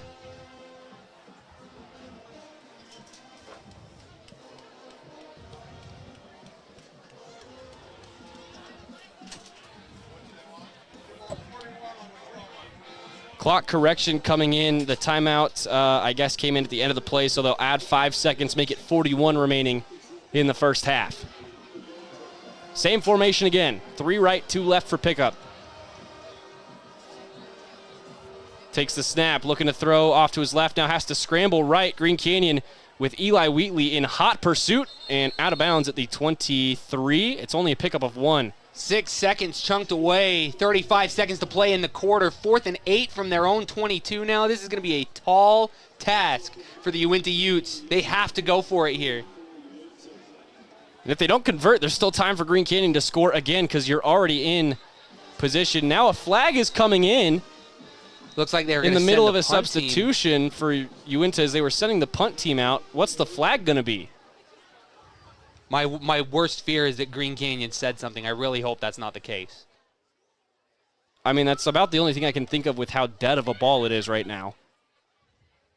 Unsportsmanlike on Uintah. Oh, it's on Uintah. Oh, that's killer to this drive. Wow. So someone in a white jersey said something on their way off the field. And now 4th and 8 turns into a 4th and 23. This punt's going to come in from Green Canyon's end zone. Baxter Martin talking his mess after that unsportsmanlike conduct penalty on Uintah. So this is going to go from the 23 to the 7-yard line.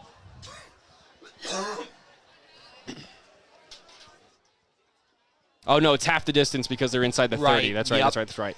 11-yard line. And they're going to have to punt that away. 4th and 19. The punt is coming in from Green Canyon's end zone. Snap is good. They just barely get the punt off. Green Canyon was crashing in there, and the punt is out at the 34.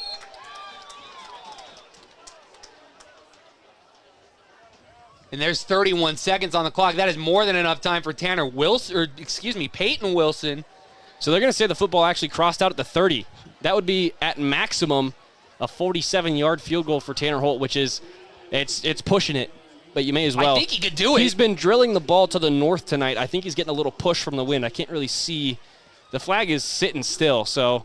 It's getting a little bit of fluttering here and there, but they're going to get at least a play or two off before they send out Tanner Holt.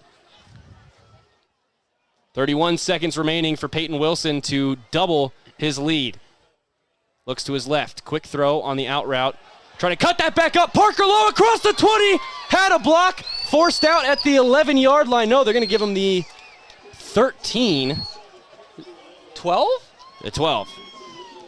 I hate when the sideline officials are like 3 yards apart from each other, and so you don't know which one to look at. I can't tell. 1st and 10 from the 12 in the red zone. Can't wait to do a college game where we get our own spotters, man. That'll be nice.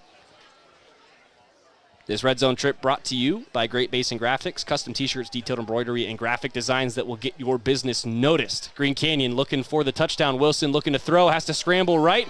Pump fake, cuts back across the 10, across the 5, missed the tackle, back diving to the end zone. Touchdown, Wilson! Peyton Wilson, man, I'm going to keep messing that up all night long, but boy, Peyton Wilson carrying this team to glory right now. 2 through the air, 2 through the ground, Ryan. He's got all 4 of them. Man, I love this kid. Absolutely fabulous stuff from the guy under center. He's in the shotgun, twins to the left and right. Can't find his checkdowns, has to make a couple of stutter steps and does. Breaks a tackle, breaks another one, finally gets tackled, but too late. Breaks that stripe, and the lead is doubled. 17 seconds to play in this half. Holt is good again, 4 for 4. 28-14, 17 seconds left in the half, and man, the Utes, who had plenty of time to respond, instead give Green Canyon another touchdown. The Wolves never had to leave their half of the football field. Well, the Uintah half, actually. They kept Uintah back there, and then a costly personal foul sets all that up, Ryan. Absolutely. Very unsportsmanlike. Great work from Green Canyon to keep their cool. Obviously, Baxter Martin going to send a little chirp towards that Uintah sideline, and maybe a little bit well-deserved after whatever words were exchanged or whatever actions happened. It's definitely a physical brand of football being played out there tonight, and Uintah, like you were saying, out in East Utah. Green Canyon went to Morgan last year in September, so they're familiar with that brand of football. Yeah, exactly. Morgan's about as eastern Utah as you can get in northern Utah. They're on that northern Utah side. They're probably just going to run their way through the 3A bracket again this year. I'd imagine so. They're tough year in and year out. They took down Crimson Cliffs, I think it was 44-17 in week 1 this year. Yeah, that's right. Woo! Holt, another big kick. This one into the end zone, touchback Tanner. Looking to jump for that. There's still 17 seconds left. 1 play, maybe 2 for the Utes coming here. Down by 2 scores here, 2 touchdowns, plus PATs. If you get through your progression quickly here, you probably have 3 meaningful throws down the field. Unless you want to just run the ball and head to the locker room, which you might want to at this point. That guy can sling it. It's not out of the question for him to put 7 up on the board before the half, but 17 seconds is a tall order here in North Logan. It's going to get real loud here from the student section, I think. No timeouts for either team. Nobody's going to be stopping the clock here. And I think this might just be a run to take us to the locker rooms. Play clock running, no game clock. Handoff up the middle it is. Quick tackle for Green Canyon, only a pickup of 5. And we are headed to halftime. Ryan, first half for Green Canyon, it was so back and forth. You didn't know if they were going to be able to keep up, but they kept responding to those punches, and then all of a sudden they throw a haymaker of their own to end the half. 3 scores in the second quarter, man. This is exactly what I've been expecting from Green Canyon all season long. I've been looking forward to this game for the last 2 weeks, as you know. We've been going back and forth about it the last several days. And all of 4A in general, but man, I'm really pleased with what Green Canyon is putting out onto the field tonight. They are putting everything they have. They want to go to the state championship bad. They've still got tonight and the rest of tonight and then next week before they can do it, but they're making their own destiny, and it's a fabulous one. They want payback in 4A after the way their season ended last year. Didn't feel like they really showed the state who they could have been, and JT's team is rolling here in the second quarter. Halftime in North Logan, 28-14. Let's take a look at your Region 11 scoreboard. 31-0 Park City over Bear River right now. Skyview did score before the half. It's 14-6 for the Mustangs. Skyview will get the ball to start the second half. And looking at Ridgeline, I believe they're still just running away with that game down in Millville. Thank you for listening to Green Canyon Football on 100.9 Light FM. We'll take a quick halftime break, and when we come back, we will have some more playoff football in UHSAA 4A playoff bracket. If you're watching along with us on YouTube or on CashValleyDaily.com, your video experience is powered by Adams Wealth Advisors. Expect specific guidance from advisors who adhere to principles of honesty, professionalism, and integrity. Visit AdamsWealthAdvisors.com. We'll be right back. Someone who can help make your life a little easier. Cache Valley Auto Care can. Hear what people are saying online. They'll always take the time to help you understand what they're doing to your car and go above and beyond to solve your issue. Cache Valley Auto Care. When a client walks into the office, I want them to feel like they have a team that is full-time working for them. We really start from the ground up, setting our goals, understanding your situation, and then building the plan to maximize that quality of life. Visit Adams Wealth Advisors. Make it 3 years in a row. Advanced Heating and AC is honored to be Best of Northern Utah Gold Medalist. Thank you for your support and vote of confidence in their company. Advanced Heating and AC online at advancedheating-ac.com. DD Auto and Salvage is going to pay you the most for junk vehicles. Get rid of your junk vehicles today. Pickup is available. DD Auto and Salvage in Logan. Call 787-1204. That's 787-1204 today. See store for details. Find the parts and the oil you need to keep your car and equipment running its best at your locally owned Napa Auto Parts. All the best brand names. And when you need professional help, Napa can recommend a dozen Napa Car Care Centers with ASE certified technicians. In a world of ordinary flooring options, there's only one that's truly indestructible. Castelite, the ultimate destination for strength, durability, and timeless beauty. With tile, brick, and paver displays. Witness their indestructible products online at Castelite.com.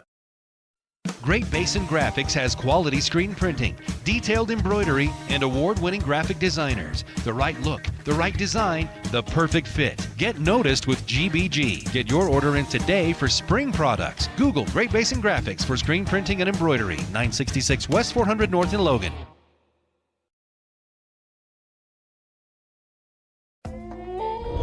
Canyon High School would like to say thanks to all their Alpha sponsors for supporting Green Canyon Sports this year. For a list of sponsors and other athletic information, visit greencanyonhighschoolathletics.org. From what's happening in local political elections, to breaking news, to photo galleries and replays of the latest games. If it's happening in our community, it's on CashValleyDaily.com and the Cache Valley Daily app. Local, relevant news on CashValleyDaily.com. Preston Watts Collision and Glass has been your #1 resource for collision repair and auto glass. We specialize in windshield repairs. Competitive prices, call Preston Watts Collision and Glass at 563-3215. We do it right. They really can put your logo on just about anything. That's what they do at the Logo Shop. Businesses, teams, booster clubs, school organizations, call the Logo Shop and have them show you the possibilities. The Logo Shop, committed to schools, teams, and youth groups. Searching for copiers and printers? Les Olson IT has what you need. Find reliable HP printers, award-winning sharp copiers, and high-end Ricoh graphic systems. Les Olson IT.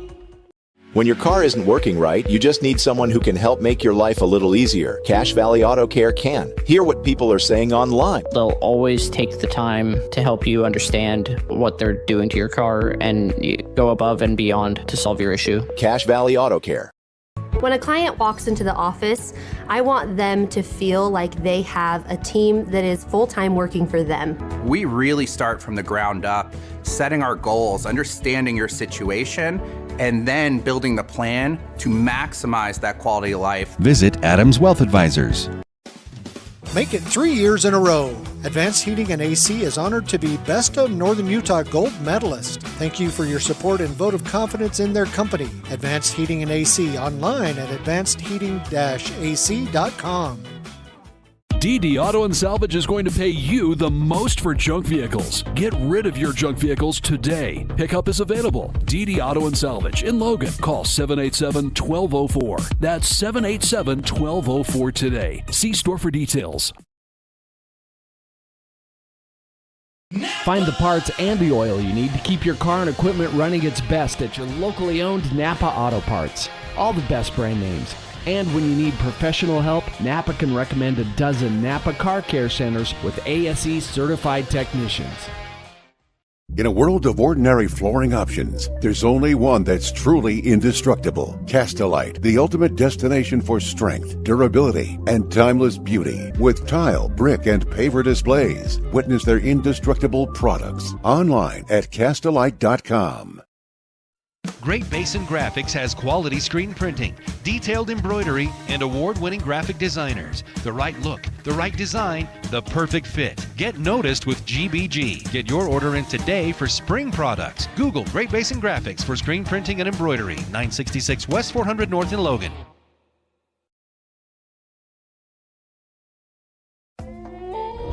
Canyon High School would like to say thanks to all their Alpha sponsors for supporting Green Canyon Sports this year. For a list of sponsors and other athletic information, visit greencanyonhighschoolathletics.org.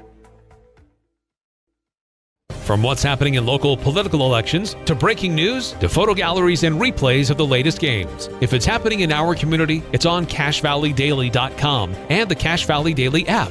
Local, relevant news on CashValleyDaily.com. Preston Watts Collision and Glass has been your #1 resource for collision repair and auto glass. We specialize in windshield repairs. Competitive prices, call Preston Watts Collision and Glass at 563-3215. We do it right.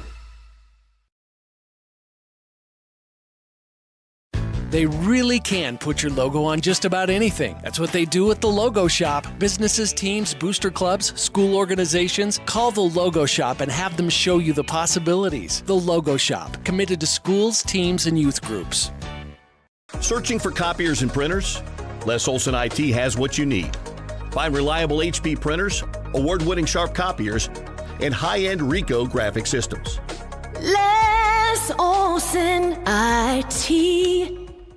When your car isn't working right, you just need someone who can help make your life a little easier. Cache Valley Auto Care can. Hear what people are saying online. They'll always take the time to help you understand what they're doing to your car and go above and beyond to solve your issue. Cache Valley Auto Care.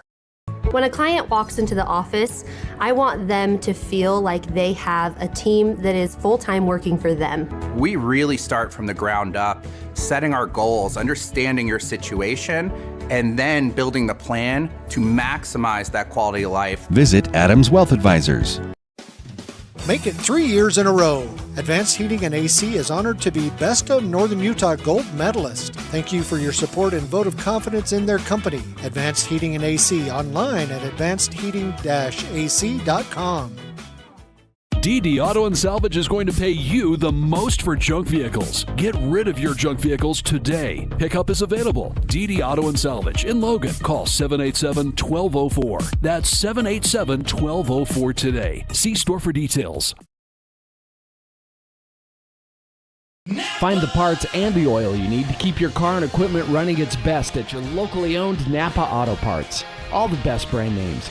And when you need professional help, Napa can recommend a dozen Napa Car Care Centers with ASE certified technicians. In a world of ordinary flooring options, there's only one that's truly indestructible. Castelite, the ultimate destination for strength, durability, and timeless beauty. With tile, brick, and paver displays, witness their indestructible products online at Castelite.com. Great Basin Graphics has quality screen printing, detailed embroidery, and award-winning graphic designers. The right look, the right design, the perfect fit. Get noticed with GBG. Get your order in today for spring products. Google Great Basin Graphics for screen printing and embroidery. 966 West 400 North in Logan.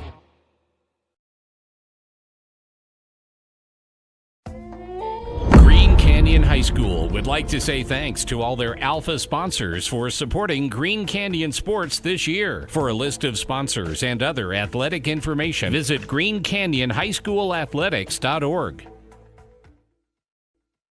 From what's happening in local political elections, to breaking news, to photo galleries and replays of the latest games. If it's happening in our community, it's on CashValleyDaily.com and the Cache Valley Daily app. Local, relevant news on CashValleyDaily.com. Preston Watts Collision and Glass has been your #1 resource for collision repair and auto glass. We specialize in windshield repairs. Competitive prices, call Preston Watts Collision and Glass at 563-3215. We do it right.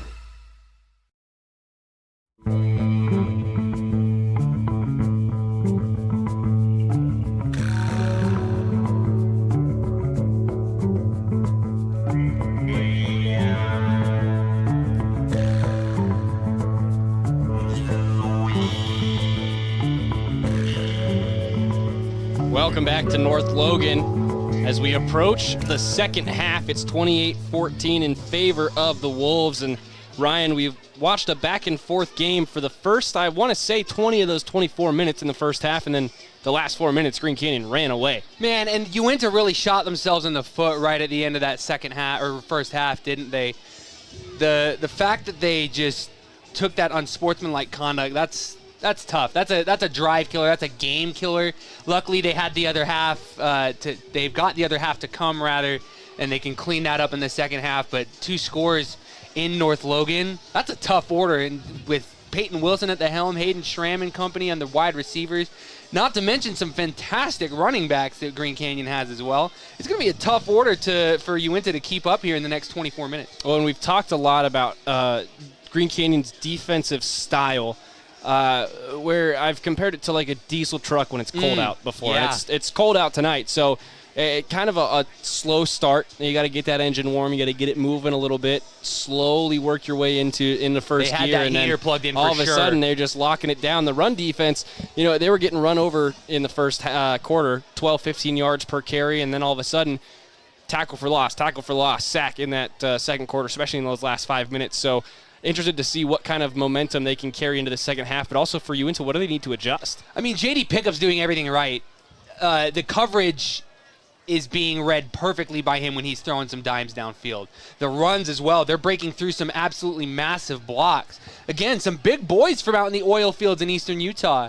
It's a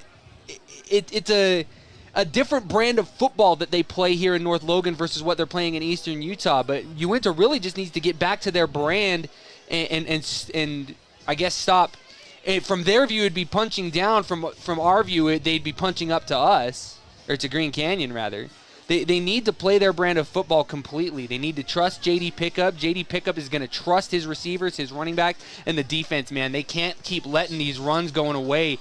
Peyton Wilson twice in one drive had about 150 billion yards of running just all over the field. And he had about 20 seconds before he even took off of no just kidding. reading. Yeah, and I mean, you can't, as a defense, you can't let that happen, especially one as mature and experienced as this one from Vernal in the Uinta Utes. They have to keep that in check. They can't let Tanner Wilson or Peyton Wilson, man, I'm doing it again.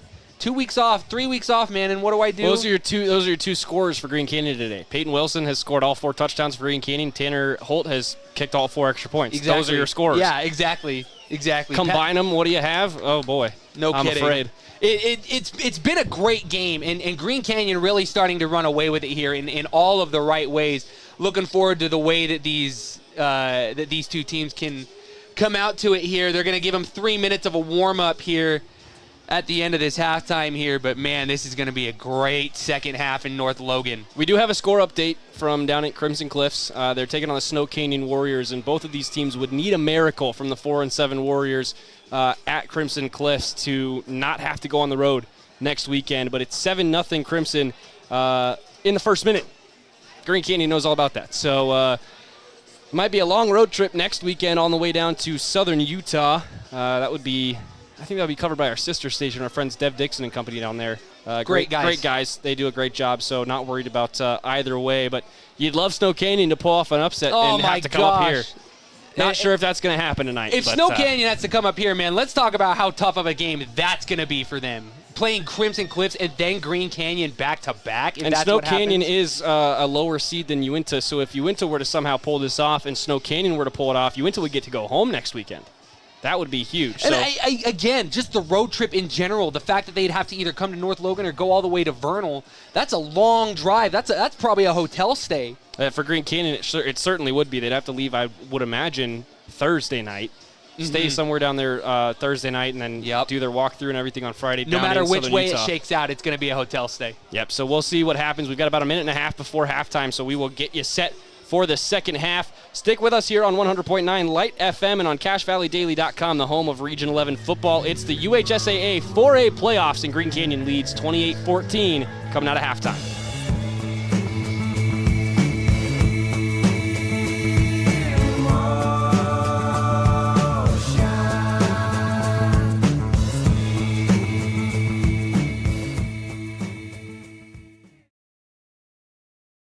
They really can put your logo on just about anything. That's what they do at the Logo Shop. Businesses, teams, booster clubs, school organizations, call the Logo Shop and have them show you the possibilities. The Logo Shop, committed to schools, teams, and youth groups.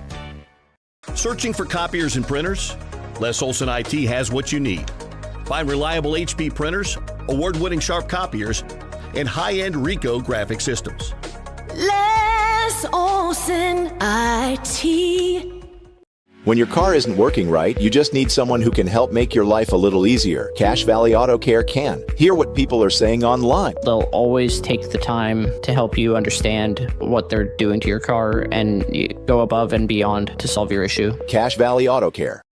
When a client walks into the office, I want them to feel like they have a team that is full-time working for them. We really start from the ground up, setting our goals, understanding your situation, and then building the plan to maximize that quality of life. Visit Adams Wealth Advisors. Make it 3 years in a row. Advanced Heating and AC is honored to be Best of Northern Utah Gold Medalist. Thank you for your support and vote of confidence in their company. Advanced Heating and AC online at advancedheating-ac.com. DD Auto and Salvage is going to pay you the most for junk vehicles. Get rid of your junk vehicles today. Pickup is available. DD Auto and Salvage in Logan. Call 787-1204. That's 787-1204 today. See store for details.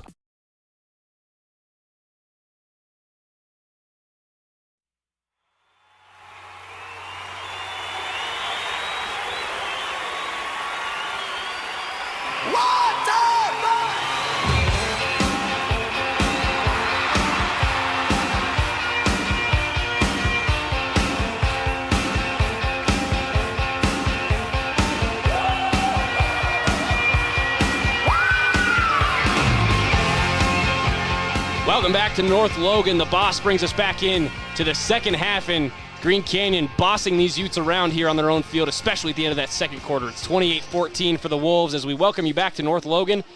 Ryan, it's been a really fun game so far if you're a Green Canyon fan. Green Canyon absolutely loving it right now, and they start the ball, or with the ball this second half, going to start with great field position as he fields it at the 20 or 19 and takes a tumble towards about the 27-yard line. Man, this is, it could have been better, but this is great. Give him the 28. No?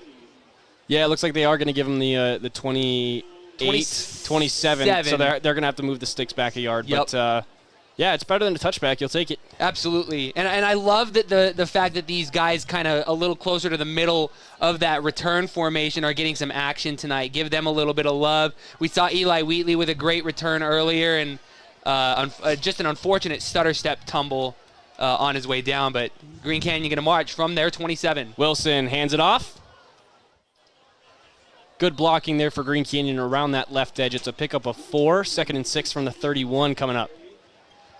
Green Canyon going left to right in this third quarter. They're on the far side of the field now on those far hash marks, attacking the south end zone.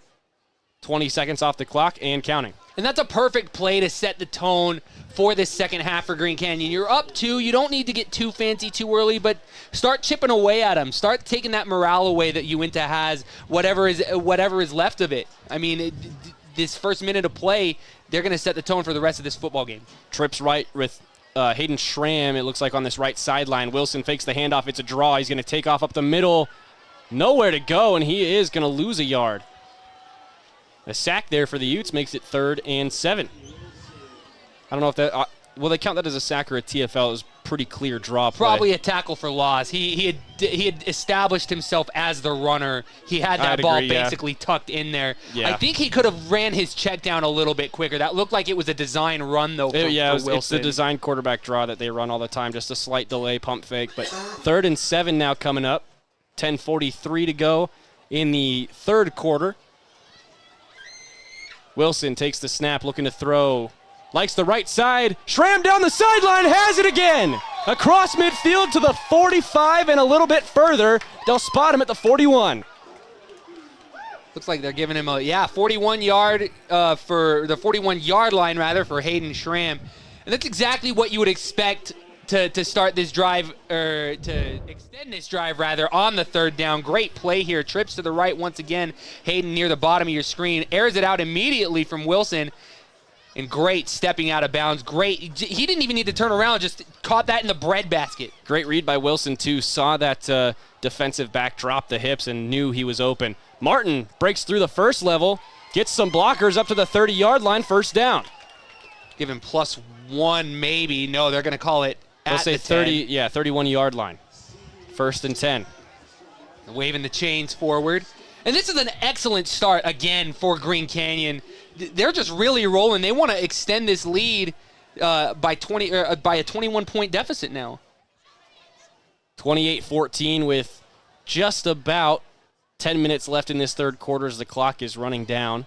Wilson takes the snap on the near side hash marks. It's another handoff to Martin. He hesitates a little bit, pushes his way across the 30, and they'll give him the 29, gain of 2.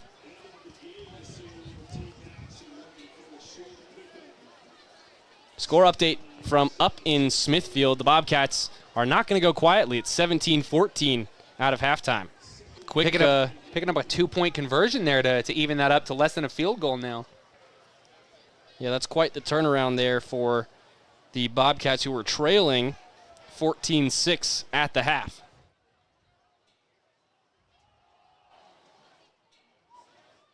You know, actually, I'm doing the math in my head as it's another positive run for Green Canyon. That'll make it a 3rd and 1. I don't think that's possible. 11 yards for Skyview?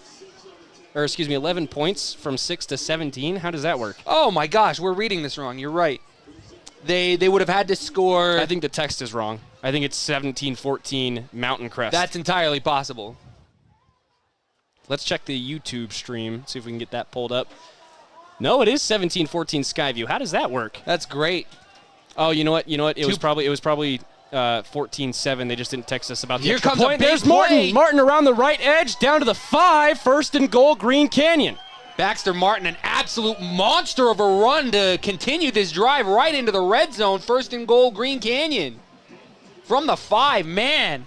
We were too distracted with these score updates. Yeah, I was trying to do a lot of math, and that's not my strong suit. I got to stop doing that. Journalism majors for a reason here, folks. I'm good at words, not numbers. 8:31 to go in the third quarter. Even then, the words can be a toss-up sometimes. Oh, my goodness. You're telling me, brother. Wilson has a back on either side. Twins to the right, sole receiver left. It's a handoff up the middle. The run game is working. Keep it going. Martin picks up another 3 to the 2.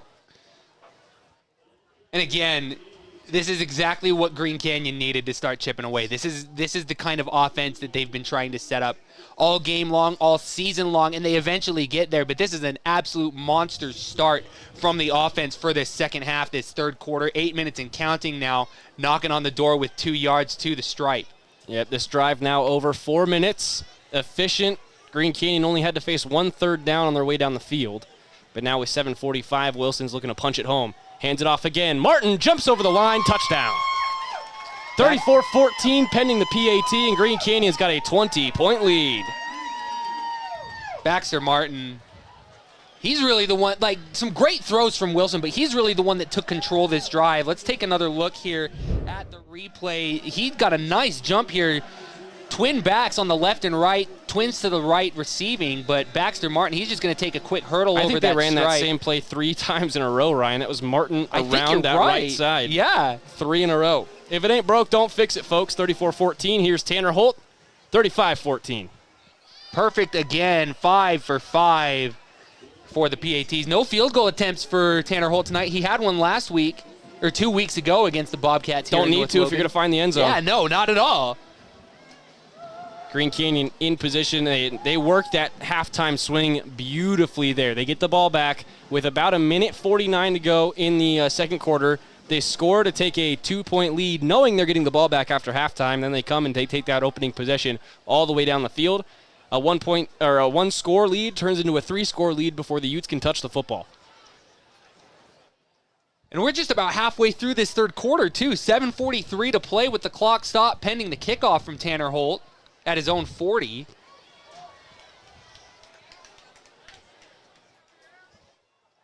I don't think that's Holt kicking the ball off. It's not. 26. Yeah, Tanner Holt. Oh, it is Tanner Holt. I thought he was 42 for a second. I'm just... Man, you're tripping tonight, dude. Yeah, numbers, not my strong suit. Up high. 42 is Cody Edelman. I got to know better.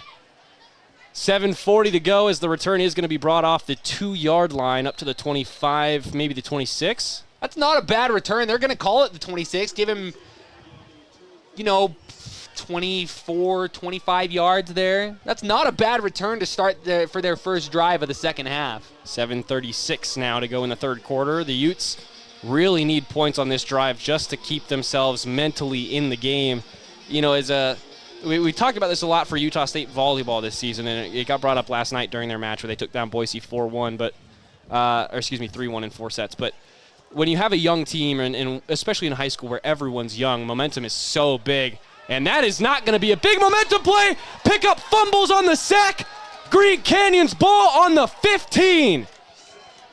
Momentum in favor of the Green Canyon Wolves. Jamison Stores on the contact, gets the ball free, and Green Canyon has the ball in the red zone. Oh no, this is running away from that team from Vernal, Ryan. Schramm and Pabst sharing a little dance there on the 25. Green Canyon absolutely loving it right now. We love it here in the booth. The fans loving it in the stands. Some great travel from the Uinta group.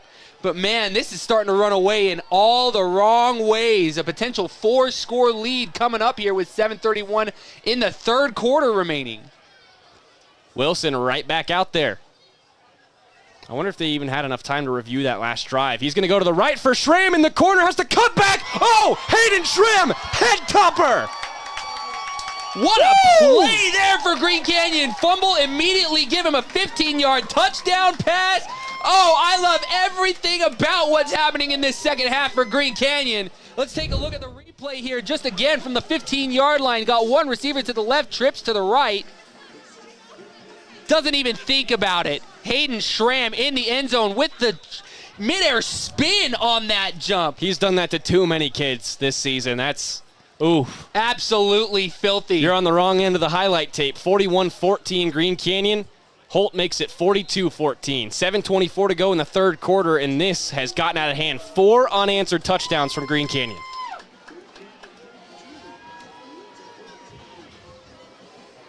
Absolutely beautiful stuff. Just a quick score update. The final in Ridgeline is, in fact, at 45-7. We touched on just a bit earlier. Ridgeline going to cruise their way through that game. The Hurricane got a long drive back down to southern Utah. Man, I hate being in that region alone, but being in 4A, I've said it before and I'll say it again, 4A is some of the best football you're going to see in Utah. 6A football is special, 5A football is special, and some of those 3A teams are great, but 4A is where the grinders are, in my opinion. I love 4A football here in Utah. This is great stuff. And I mean, 6A is flashy and it's fun, and there's definitely a high talent there, but it is more focused on those flashy talent plays. Totally. 4A football is where you get your grinders. Absolutely. Some grinding happening right now from the Green Canyon Wolves as Tanner Holt's going to punch this left to right, and another return pending. Must be a little wind from that way because Holt has not gotten as much of the kickoffs kicking to the south. The return is stopped right at the 25. Cutback attempted there from Baggy, and Green Canyon is getting bullied after the play. That has got to be a personal foul. Where's the flag? That's about 3 hits during a dead ball, and finally it comes out. And Uinta is just, forget shooting yourself in the foot. They're sawing it off at this point. Hey, you do what it takes to get some momentum going, to get yourself out from trapped between that boulder. Negative 15 yards is not a good momentum play. Absolutely not. Some great momentum coming. Oh, they're going to call him offsetting.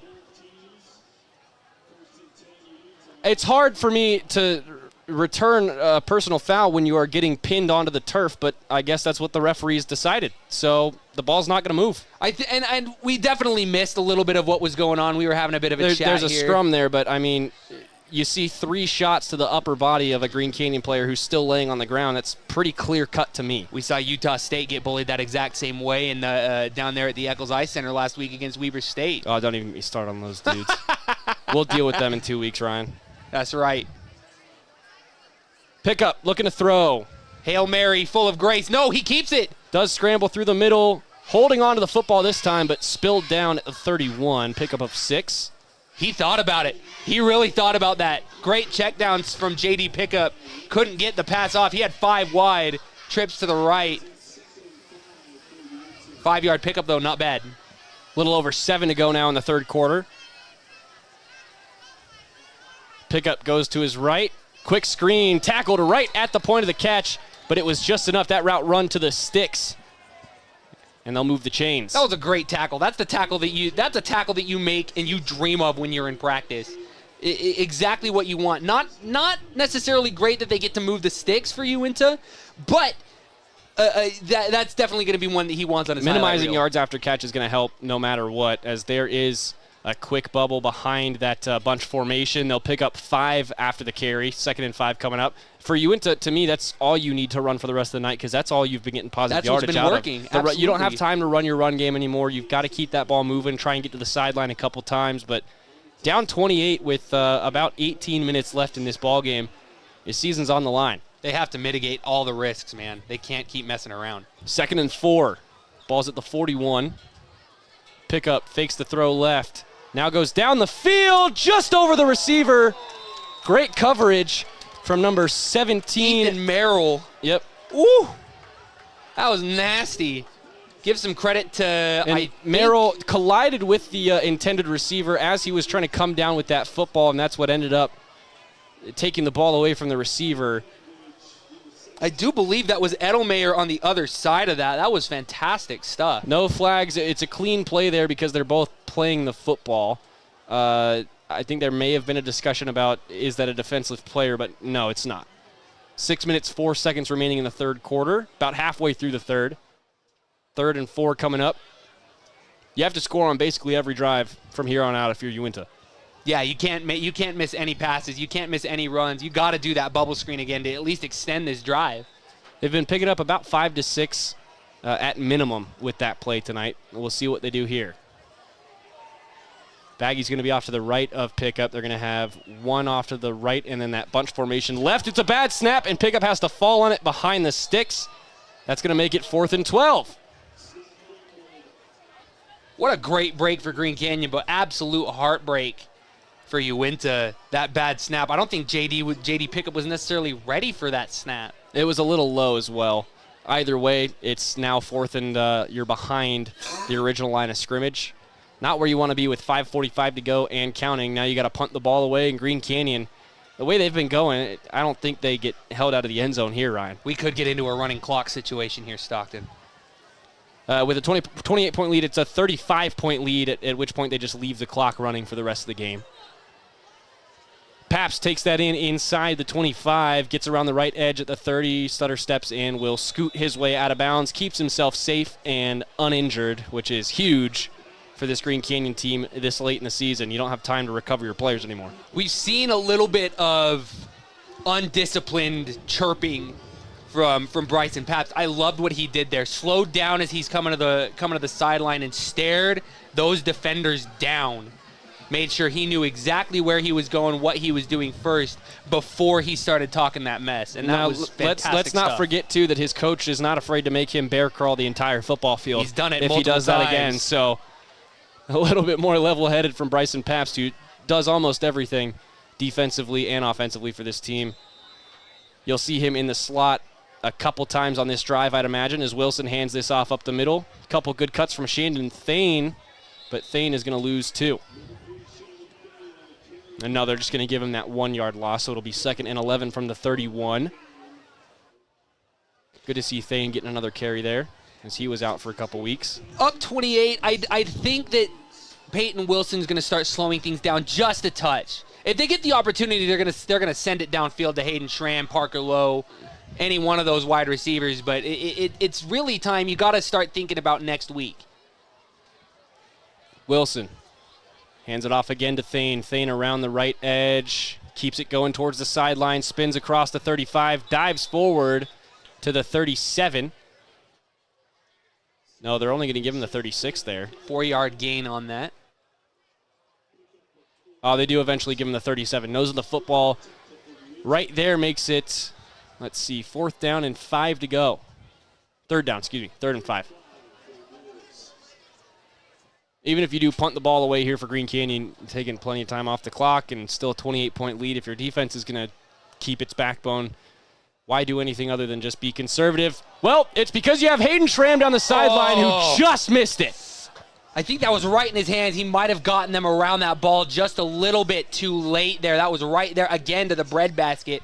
I think Peyton Wilson might try that again this drive, if not at the very least. They're going to punt here because it's 4th and 5. Oh, you're right. My fault. Yeah, again, either run the ball a couple times, keep the clock moving, and then when you know you're probably going to punt, send Hayden Schramm down the field because anyone who's been matched up against Schramm tonight has been too slow. Absolutely, and they've caught him a couple of times, but that one Uinta got really lucky that was just a half a second too late. Yeah, it looks like maybe a fingertip too far from Wilson, and here comes the punt. Holt has to shift to get that snap, but he does get the punt away cleanly. It bounces behind the coverage team for Green Canyon. They'll stop it at the 37. And not terrible field position here, but we saw Uinta kind of peter out and sputter last drive. JD Pickup and company, they've got to get something going now. It's crunch time. You're down 28, 3:50 to go in the third, and then another 12 after that. You have to hope for miracles now if you're a Uinta Utes fan, even to get it close. It is going to be that strange 2 backs off to the right of pickup formation again. He'll hand it off to Baggy this time, trying to get to that right edge. Bounces off a couple tacklers. That'll be enough for about 4 yards. Scrum still pushing and shoving, and they'll whistle it dead on forward progression. Things getting a little bit more physical. Uinta not wanting to let things go as they start talking their smack. More in a frustrated sense than anything. And it's tough, too. We all remember being high school athletes and recognizing in your last game, maybe you didn't expect it to be your last game, but all of a sudden you recognize, hey, this could be the last time I play organized football. That's hard. So you're going to see some emotion in these last 15. Pickup, hands it off up the middle, and Baggy is stuffed. Tackle for loss of 4 there. And Green Canyon absolutely smothering Uinta right now. They want it something bad. They not only do they want it for them, they want it for the guys that couldn't do it last year. It was Eli Wheatley getting in the backfield again there. Him and Baxter Martin have been pretty unstoppable on the defensive rush tonight. 2:45 now. Pickup takes the snap from the far side hash marks, working right to left. Takes the check down, crashing towards the sticks. What a tackle from Shandon Thane to hold him a yard short. Oh, my goodness. There it is, your Castlelite rock hard tackle of the game. I'm not waiting any longer. That's the one. No, sir, that was great. And, I mean, again, we saw a great one there to prevent yards after catch, but, no, that was the tackle of the game. That was beautiful stuff. Just a quick update from St. George. Crimson Cliffs leading 14-7 over the Snow Canyon Warriors right now. 11.5 remaining in the second quarter. We've got a flag on Green Canyon. I didn't even see it on the field. But the Utes are going to get another free first down here. Based on the 15 yards, I believe that is going to be a personal foul on Green Canyon. What is the call there, Ryan? Roughing the passer is the call there. Which is just a little undisciplined, but with the way they've been getting in the backfield, you don't blame them for wanting a little more. 1st and 10 from the 38 now. Handoff around the right side. Baggy has a huge hole. Paps is the only one left. Gets enough to tackle him, but he's inside the 20 at the 18. Caden Krebs got a little piece of that as well. He's been fantastic offensively and defensively so far this season. But this might be what Uinta needs to start getting some momentum coming their way. Do they have enough time? I'm not sure, but this could be massive. 2:15 left in the quarter, 14 minutes left in the entire game. Another handoff to Baggy around that right edge. Flying in this time to make the tackle was Merrill. Green Canyon getting better at reading that RPO as Pickup maybe gave that ball away a little bit too early, starting to get a little jittery under center there. 2nd and 8. Far side of the field. Again, right to left, the Utes here in this third quarter. Pickup looking to throw. Wants that left corner. Good coverage. Cody Edelmayer all over that one, doing just enough, but I think we might have an injury. The intended receiver for Uinta still down just outside of the end zone. The trainers will go over and take a look. Trayson Jarman, the intended receiver on that. Great coverage from Edelmayer. But, man, this is a tough one. And in playing in the cold, too, you're going to, like, we talk about cramping in the heat. Dude, playing in the cold, not a good time. We're going to take a break while they tend to the injured player. 1:41 to go in the third quarter. Just under 14 to go. Uinta trying to stage a comeback here in North Logan. You need to keep your car and equipment running its best at your locally owned Napa Auto Parts. All the best brand names. And when you need professional help, Napa can recommend a dozen Napa Car Care Centers with ASE certified technicians. In a world of ordinary flooring options, there's only one that's truly indestructible. Castelite, the ultimate destination for strength, durability, and timeless beauty. With tile, brick, and paver displays, witness their indestructible products online at Castelite.com. Great Basin Graphics has quality screen printing, detailed embroidery, and award-winning graphic designers. The right look, the right design, the perfect fit. Get noticed with GBG. Get your order in today for spring products. Google Great Basin Graphics for screen printing and embroidery. 966 West 400 North in Logan. Jarman walking off the field here in North Logan with minimal help. That's good to see. You couldn't really tell what it was, but it looked like something to do with the upper body, the way he landed. Either way, doesn't look too banged up. They'll go and just give him a little look over there on that far sideline. 1:41 to go here in the third quarter. Green Canyon leading 42-14 late in this one. And with about 5 minutes left in the second quarter, they took the steering wheel away from Uinta, and they have not looked back, Ryan. Pickup has got to score on this drive. It's 3rd and 8 inside the red zone at the 16.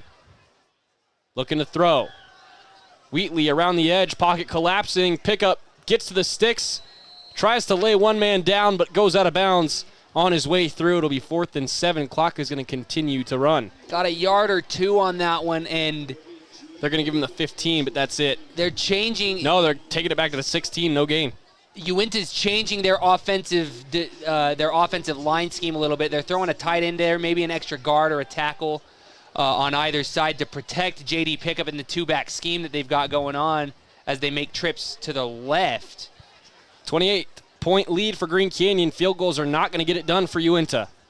If they don't score here, you kind of feel like it's over. Let's see what Pickup is going to do. Floats one over the middle. End zone. Goal line. Did he stretch enough? Yes. No. They're going to spot him at the 1, but he does have the first down. That's a great play design and a really gutsy play call. Excellent play. That was great stuff. J.D. Pickup, again, I think he's starting to feel a little bit frantic, but nothing crazy there. He's able to get to the 1-yard line. They'll go quickly now. Baggy in the middle of that 3-man formation. Pickup takes the snap, hands it off. No, fake handoff, throws, and the receiver misses. Had Edelmayer beat on the quick slant and just dropped it. Intended target was number 16 for the Utes. That's Romeo Garcia. Excellent coverage there by Edelmayer, but what a great pass. Again, this RPO is just faking everybody out from Pickup, and he's starting to slow things down a little bit for himself. Now we've got a false start. You cannot move forward on the motion. Just like that, 2nd and 1 is going to be 2nd and 6. That's a tough one to take. 2nd and goal now at the 6. Yeah, just a fundamental thing there. You can't run towards the line of scrimmage on the motion, side to side, or drop straight back.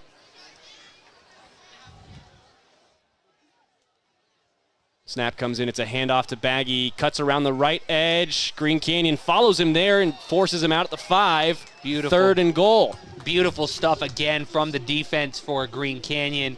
Not letting anything up. I mean, obviously that big cut down the middle from the pass just a few plays ago, it hurts, but they're stopping and they're keeping their heads straight. They don't want to give up this touchdown here. Empty backfield for Pickup. He's going to have 3 to his left, 2 to his right. Stacked on top of each other on that right sideline. He's going to look to break something in one of these corners. Motion now across the formation. It's a fake jet. Pickup takes it through the middle himself and scores. Great design there by J.D. Pickup. some more extracurriculars from the Utes. They just need to score and get off the field at this point. Had the defense. You can't be doing all that. And the official's going to have to talk to him. It's number 75 on that offensive line who's been doing it all night, and the official's saying, hey, if you do it again, it's a flag. And an easy call there from the official, by the way. Just, you got to keep this clean. Like, you're down 28. Not only that, you're 21. down 28. Yeah. You're down 22 now, almost 21 if this extra point is good. You got to focus on scoring. They're going for 2. That's not surprising at all. Pickup. Hands it off. Around the right edge, cutting it back up. Contact in the air, and they stuffed him. Green Canyon stays strong, and they hammer him down, and then more. A punch is thrown. 75 just punched the Wolf in the head. He's out of here. That's Steve Carusiga for Uinta, and oh my word, you cannot let that happen. And what a terrible way to end your high school career. That's a horrible way to end your high school football career. You don't get to play your fourth quarter anymore. JT Tawile'ili ran all the way into where the play was happening to get his guys off of the field. That is a monster of a penalty to be taking right at the end of the third quarter. Unsportsmanlike conduct going to be called on Uinta. There's going to be 2 because of the punch to the head, and he's ejected. Unacceptable. Can't do that at this level. It's high school football. We've talked about it many, many times, but it's one thing to get chippy. If you're throwing a punch at an opponent, you've already lost. You can't let people get into your head like that. We say it all the time in hockey. We say it all the time in football. We say it all the time in basketball. Any sport where there's that kind of contact, you have to keep the head straight on your shoulders. You can't let people get under your skin like that. What a shameful end of the third quarter. It was a good game. It was a very tense game, but things started to get a little chippy there at the end of the third quarter, and a punch to the head. First of all, just unacceptable at the high school level. Second of all, what are you doing punching a guy wearing a football helmet? Yeah. What damage are you going to do other than to your own knuckles? We're going to take a break. We'll be right back for the start of the fourth quarter.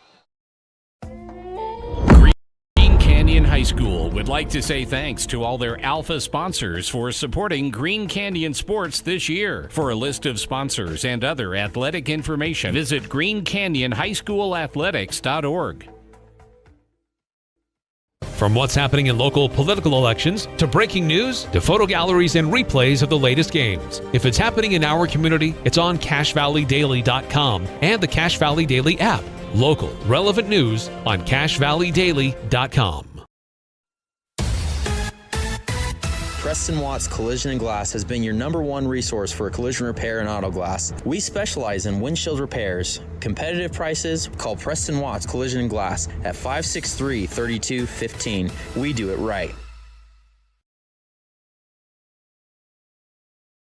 They really can put your logo on just about anything. That's what they do at the Logo Shop. Businesses, teams, booster clubs, school organizations, call the Logo Shop and have them show you the possibilities. The Logo Shop, committed to schools, teams, and youth groups. Searching for copiers and printers? Les Olson IT has what you need. Find reliable HP printers, award-winning Sharp copiers, and high-end Ricoh graphic systems. Les Olson IT. Welcome back. The fourth quarter's about to start, but Uinta just took another unsportsmanlike, so they're going to have to kick off even further back now. Just an all-time collapse that we're witnessing here in North Logan. 42-20, Green Canyon up by 22. They stuffed the 2-point try for Uinta, and then one of the Utes offensive linemen punches a Wolf in the head and gets ejected. What a night.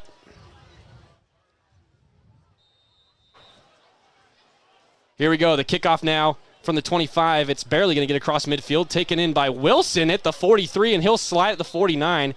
You don't need your kicker, or you don't need your quarterback returning kicks. And now Uinta still laying out Wolves on the field. It's another personal foul. At some point, you just need to leave. You just need to go home because this is not it. Uinta's going to be hanging their heads low. Some great sportsmanship right at the tail end of that. But, oh my gosh. If you're going to commit a personal foul on every dead ball, you just need to take your team off the field because this is getting out of hand. Call the forfeit at this point, Coach. It's not worth it. There's no way you make up 22. It literally not if would you're going to take a negative 15 on every snap. No kidding. So Peyton Wilson's going to have the ball at the 35 now instead of the 50. And he's the one that caught that return, so he's going to have some return yards on his side of the stat sheet tonight. Now, if I'm Green Canyon, and I know this is a little petty, I'll be honest up front, but if I'm Green Canyon, if I score a touchdown here, I'm going for 2 and putting a 50-piece on their head because they punched one of my players. Yeah, I mean, are you kidding me?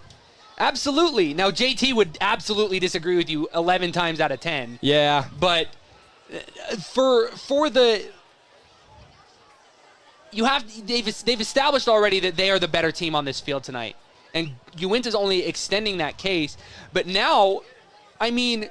There is no harm in getting 8 points out of this drive. Dallin Hawks back on the field. We love to see that. Hawks is going to get some touches here with a 22-point lead. 11:56 to go in the game. Hawks up the middle. He's been out for a few weeks ever since that Ridgeline game, and he is going to push his way all the way up to the 30. Losing Dallin Hawks is certainly what contributed a little bit to that loss at Ridgeline. Ridgeline definitely one of the better teams. And, 55 for Green Canyon. He was tripping over his own guys for a second there. Oh, my gosh. But no, Dallin Hawks, just an absolutely key player, and probably was instrumental in that loss, or without Hawks, was probably instrumental in that loss against Mountain Crest as well earlier. 11:20 left. Hawks getting another handoff, spills his way across the 25. First down. Great to see him back. Hopefully that injury, whatever it was that's been keeping him out, is nothing too severe, that he can take those hits like that and potentially rehab here at potentially the greatest possible moment for Green Canyon. Yeah, it says a lot about how good you've played football when you can get a guy in for a rehab assignment at the end of a playoff game, Ryan. Hawks again into the formation. He's going to be stuffed up front this time. No gain. Some harsh throws there from the Uinta defensive line, again frustrated. And I'll reiterate, look, I get it. There's a lot of emotion right now when you realize that this is the end of your playing career. It's very difficult, and there's a lot of emotion going on, but that does not excuse throwing a punch at an opponent. You can never do that. Can't do it. Wilson has Hawks to his left, trips off to the right, and a single receiver on the left side along that sideline. Handoff to Hawks. He's going to sweep his way across the 20, across the 15. A flag comes in, though. This might be coming back. We'll have to see. Right about in holding territory, maybe just ahead of that. It is a hold on Green Canyon. Bring it back. 2nd and 20 coming up. If anything, that's that Green Canyon offensive line keeping people away from the backfield on the offense. And you hate to see penalties come your way, but I think I'm okay with that one at this late stage of the game. You're not as torn up about it as you would be if it's a 3-point game, that's for sure. Not at all. 2nd and 20, Wilson. Same formation. Hands it off. Hawks around that right edge again. Picks up about 5.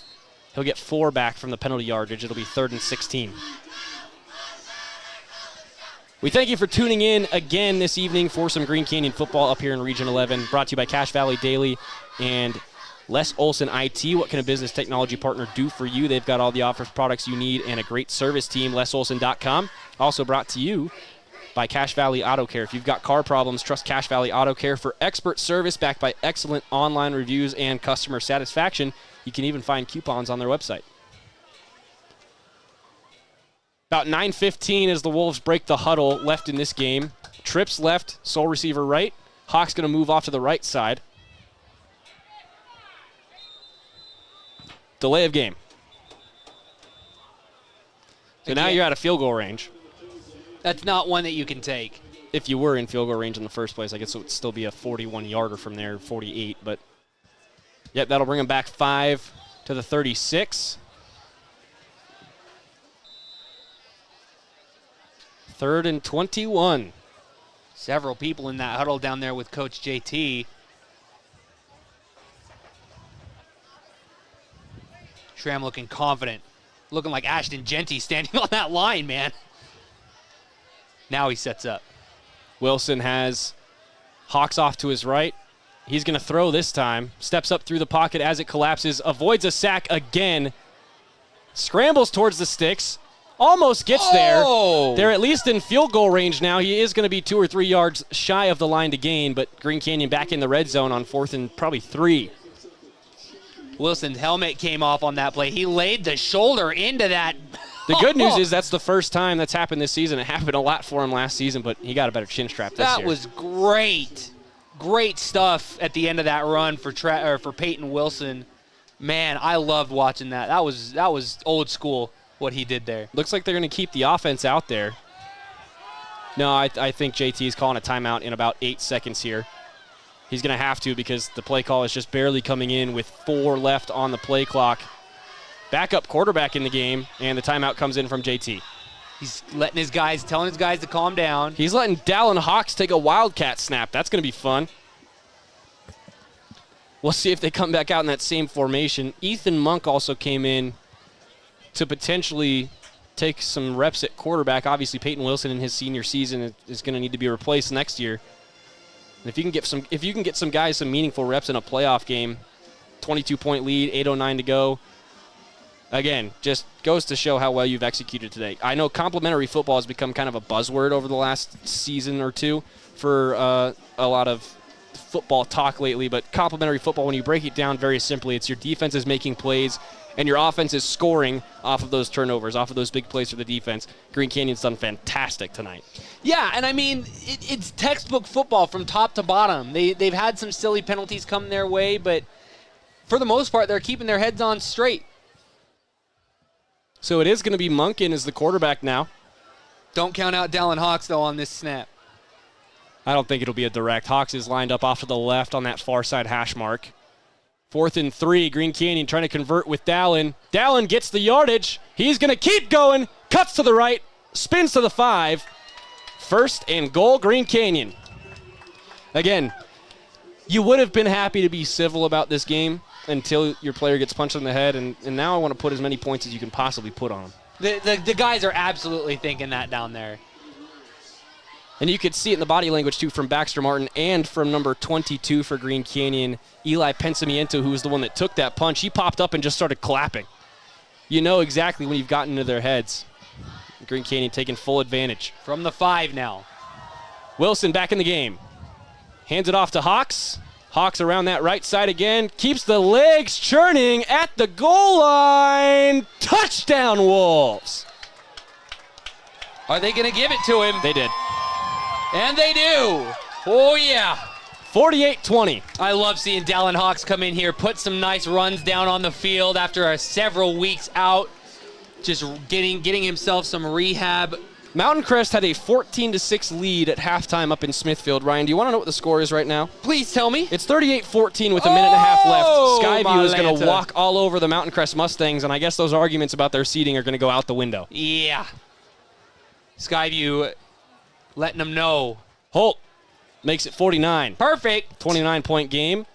A little bit more extracurriculars and some good sportsmanship from the not guilty party there for Uinta. And you got to feel bad for the other guys on the team when stuff like that happens, Ryan. I know you're frustrated. I'm a hot-blooded guy, too. We've seen it at hockey. We've seen it at all other sports. This man loves to yell about Weber State. Check us out in 2 weeks down at the Eccles. You're going to love it. But, no, you got to keep your head on. You just can't. And the leaders on the team, they're begging these players almost to just stop. Well, because it is a one-person foul, and obviously that one person gets ejected. He's sent back to the locker room or the bus or wherever it's going to be. But you're affecting every single other person on the team because you're making them go back 15 yards. And converting, a 4th and 10 or a 3rd and 10 is hard enough as it is. But when you turn that into a 1st and 25 and you've all of a sudden got to scramble to gain 2.5 times as much yardage as you normally do per down cycle, it's just not good. And again, the whole thing about high school football, we've said this on this broadcast before, you are developing young men of character because 99% of them are done playing football when high school football is over. And you've got to you got to have a better handle on your emotions. And as a coach, you've got to come out and say, hey, that better never happen again or you're not on the roster next year. That's one of the biggest things I admire about JT Tauile'ili is every time he made Bryson Pabst do a 100-yard bear crawl because he looked at a defender weird after scoring a touchdown. Every time we've talked to him this season, I always feel so uplifted after talking to him. Just the nicest guy you've ever met, one of the greatest football minds in Region 11, in 4A as a whole, putting the hurt onto Uinta with the guys right now. But, man, I just love this team so much. And we do want to give props to a couple of these Uinta guys, especially Baggy, who you're going to see get the handoff here. He has been doing as much as he possibly can from the line of scrimmage for these Utes today. Pickup has thrown a couple really good balls. He's made a couple really good reads on the RPO, fooled us a couple times. And so, those are the guys that you feel a little bad for, where they've really been trying, but some just bad penalties and some stupid decisions have taken them out of this game. Baggy's a senior. Pickup's a senior. These guys, man, they want it bad, but just gutted for some of these Uinta players right now. Baggy takes the screen at the 20, gets away from that initial tackle and turns it into positive yardage to the 28. 3rd and 2 coming up. Absolute pack of wolves there on the tackle. Again, Baggy, fantastic tonight. We've seen him do that multiple times. I can't even count how many times he's broken at least 3 tackles on his way from negative yards to positive yards. But, man, just hard not to feel like it's all overshadowed by a punch that's being thrown at the end of the 3rd quarter when you're down 22. Great read there by Pickup. Gives him 7 yards. Done that a lot. And, I kind of wish that he would have pulled it and just run it up the middle himself a couple times, because as much as Green Canyon's been doing well at securing those edges and really getting to that side of the run before Uinta after that first quarter, Pickup's had a lot of open space up the middle where if he keeps that ball, he's got 5 yards. He's going to chuck this one down the field. Uncovered man is overthrown. Baggy was not accounted for out of the backfield, and he would have had nothing but green grass to the end zone. That ball's just about 3 yards too long. That would have been a nice little pick-me-up for the Uinta Utes, but with 5:50 to play. Oh, and we're in a running clock situation now because Green Canyon's got more than a 4-touchdown lead. And that's tough. Clock is all but ticking now. That game in Smithfield should be over. There's a minute 32 left when we gave you that score update. Pickup trying to take another shot. Had plenty of pass blocking. Now Pickup scoots around one tackler. Up across the 45, runs into a pile of bodies. It's enough for a first down. They'll give him the 47. Pickup must have his AirPods in down there. He heard you talking your smack. He wants some yards now. He's going to get them. So they do stop the clock now while they move the change, but they'll continue it moving. So I guess we're not at a clock stoppage yet. I wonder why it didn't stop after the incompletion. Huh. I digress. 1st and 10. The officials may want to get this game over with. I think a lot of us feel that way.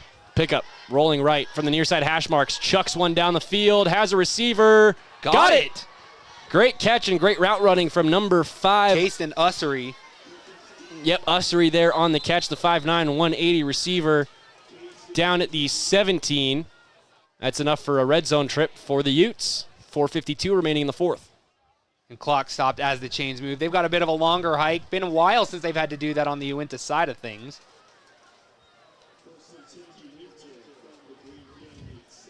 .452 remaining in this one. The Utes looking for a morale score here. It would still be a 21-point game if they score and convert a 2-point try to make it 28-49. Chains finally in place. Baggy on the fake sweep. Keeper. And a sack for Not loss. a great idea. Don't know if he had established himself as the runner quite yet. But gets swallowed up. Probably going to go down as a sack there against Pickup.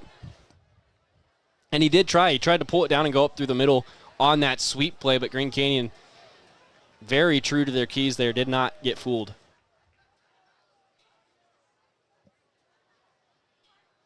Pickup pulls it, floats it over the top for Baggy on the screen, and that's a forward pass, not a fumble. That's a good 2 yards behind Baggy there. He didn't get turned around quick enough and just lollipopped it. Exactly. 4:04 to go. Happens. Especially when it's cold, especially when there's emotions going on, especially when you know these are your last couple snaps. I don't know what the deal is with Pickup, if he's being recruited, if he's on his way somewhere, but he deserves it. Yeah. He's been great. Pickup rolling right.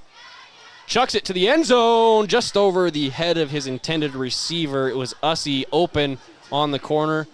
That's going to bring up 4th and 13. That is indeed the final from Skyview, 38-14. Wow. Skyview going to move on in the bracket to round 3. It was 14-0 Mountain Crest at one point in the second quarter. Skyview scores to end the half. They make it, 14-6. They come back out, get the 2-point conversion to make it 14-14, then the field goal 17-14, and then they just run away with unanswered, man. My goodness, they scored 22 points, 32 points in that second half. Floated over the middle, just shy of its intended receiver, and that is going to do it for the Utah offense. On 4th and 13, they cannot convert, and a flag goes flying way behind the play. I think they might give Uinta a first down here on some chirping from Green Canyon. There was no white shirt in the area, but you got to be smarter with what you're saying in front of the officials. Everybody's listening. There's 5 or 6 guys in the stripes down there. You can't just let the tongue go flying.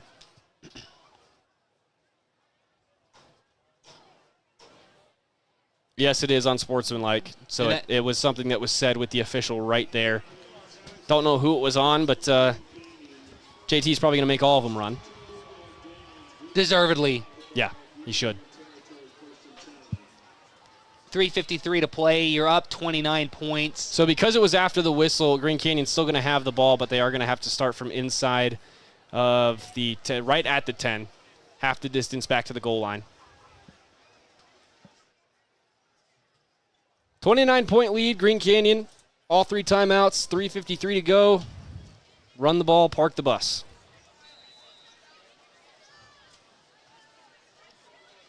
See if we can get a score update from down in southern Utah. According to Max Preps, I've still got 14-7 at halftime. We'll be keeping an eye on that one. It's going to be a run. Hawks to the line. Gets 2. 2nd and 8 from the 12 coming up. I'm going to say it again. I love seeing Hawks get some reps here. He might be able to come back at just about the right time, regardless of who we play next week. I don't know about comeback. He looks to be back. He's already got a touchdown tonight. Absolutely, yeah. He's doing great. I love, again, just the fact that he's able to come back and get those reps in that he needs to finish up that rehab that he had for several weeks. This is great stuff for Green Canyon. 3 minutes, 15 seconds remaining in the game. Wilson has Hawks to his right. Hands it off. Sweeps around the left edge. Hawks tripped up across the 13. They'll give him the 15. Pickup of 3 makes it 3rd and 5. Under 3 to go. Want to thank a couple more of our sponsors this evening for making this possible and helping us cover Region 11 football all season long. The Green Canyon Booster Club, of course, a shout out to them again. The Boosters support sports throughout the year, and they'd also like to say thank you to all the businesses and folks out there who support Green Canyon and its students. Cache Valley Auto Care, if you've got car problems, they've got expert service, excellent reviews, and a lot of customer satisfaction that they can share with you. Find coupons on their website. Big thank you as well to DD Auto and Salvage, Preston Watts Collision and Glass, Cache Valley Daily as Wilson takes off, picks up the first down, cuts it back to the middle of the field, and is finally taken down at the 39. That should just about do it. You can kneel the ball down. 2:16 to play. Yeah, you could. Well, the clock's going to start moving as soon as these chains get set. Once that clock hits 2 minutes, you can kneel it down 3 times and the game's over. Couple of former student athletes here in this box tonight for you on the call. Just want to again extend a big thank you to those boosters volunteering their time, paying these kids way to get them to this level. Monk again in the game, hands it off to Hawks. They try and go right edge. They're going to lose a couple yards, and the clock will start its final run. Green Canyon might still have to pick up a first down here. They ran that play before the 2-minute mark. Now we are under 2 minutes.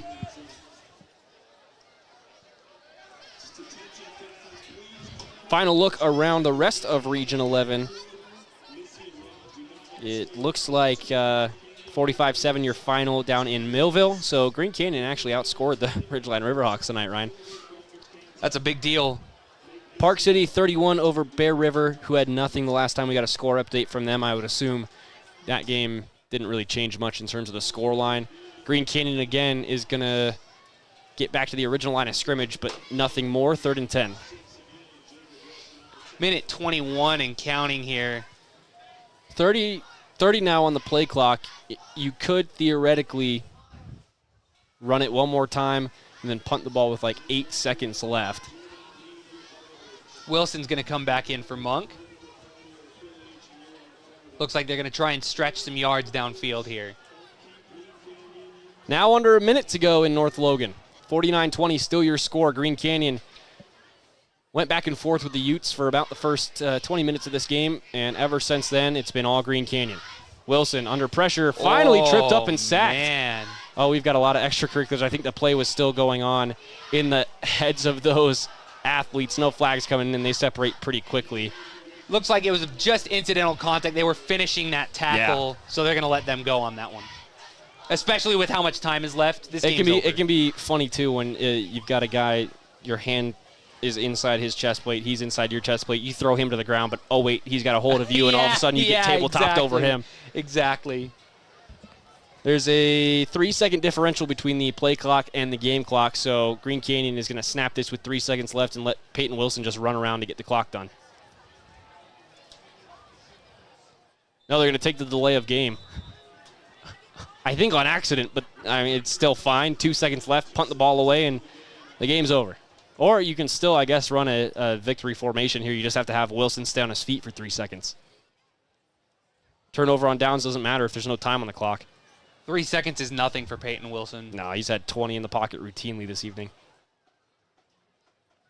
Students are already filtering their way down to the fences that surround the track and the field here at Green Canyon. Really cool tradition that we'll try and capture for you here at the end of this one. But the students all rush the field after the team has their meeting at midfield, and then they all sing the Green Canyon, not the fight song, the but alma mater. The alma mater. Yes, thank you.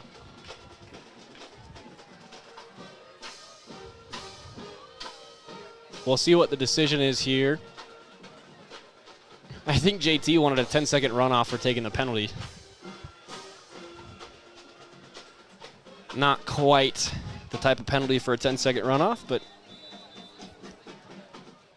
Wilson is just going to sit in there about 6 yards behind the line of scrimmage and try and shuffle his way down to 3 zeros on the clock. Someone's going to have to tell him, though, when he's safe to go down because he doesn't have a clock in front of him. There he goes, shuffle, shuffle, dive, and that's the game. What a great win from Green Canyon. Such guts from these guys. And again, Uintah. Oh, they're exchanging words. Oh boy, here we go. Just get off the field. Both these teams just need to get away from each other. I'd be curious to be a fly or a mosquito down there right above midfield. See if any words get exchanged, but man. There was a little flexing from Green Canyon, which I don't love, especially given the fact that, you know, there are guys on the other side of the field who are ending their football careers.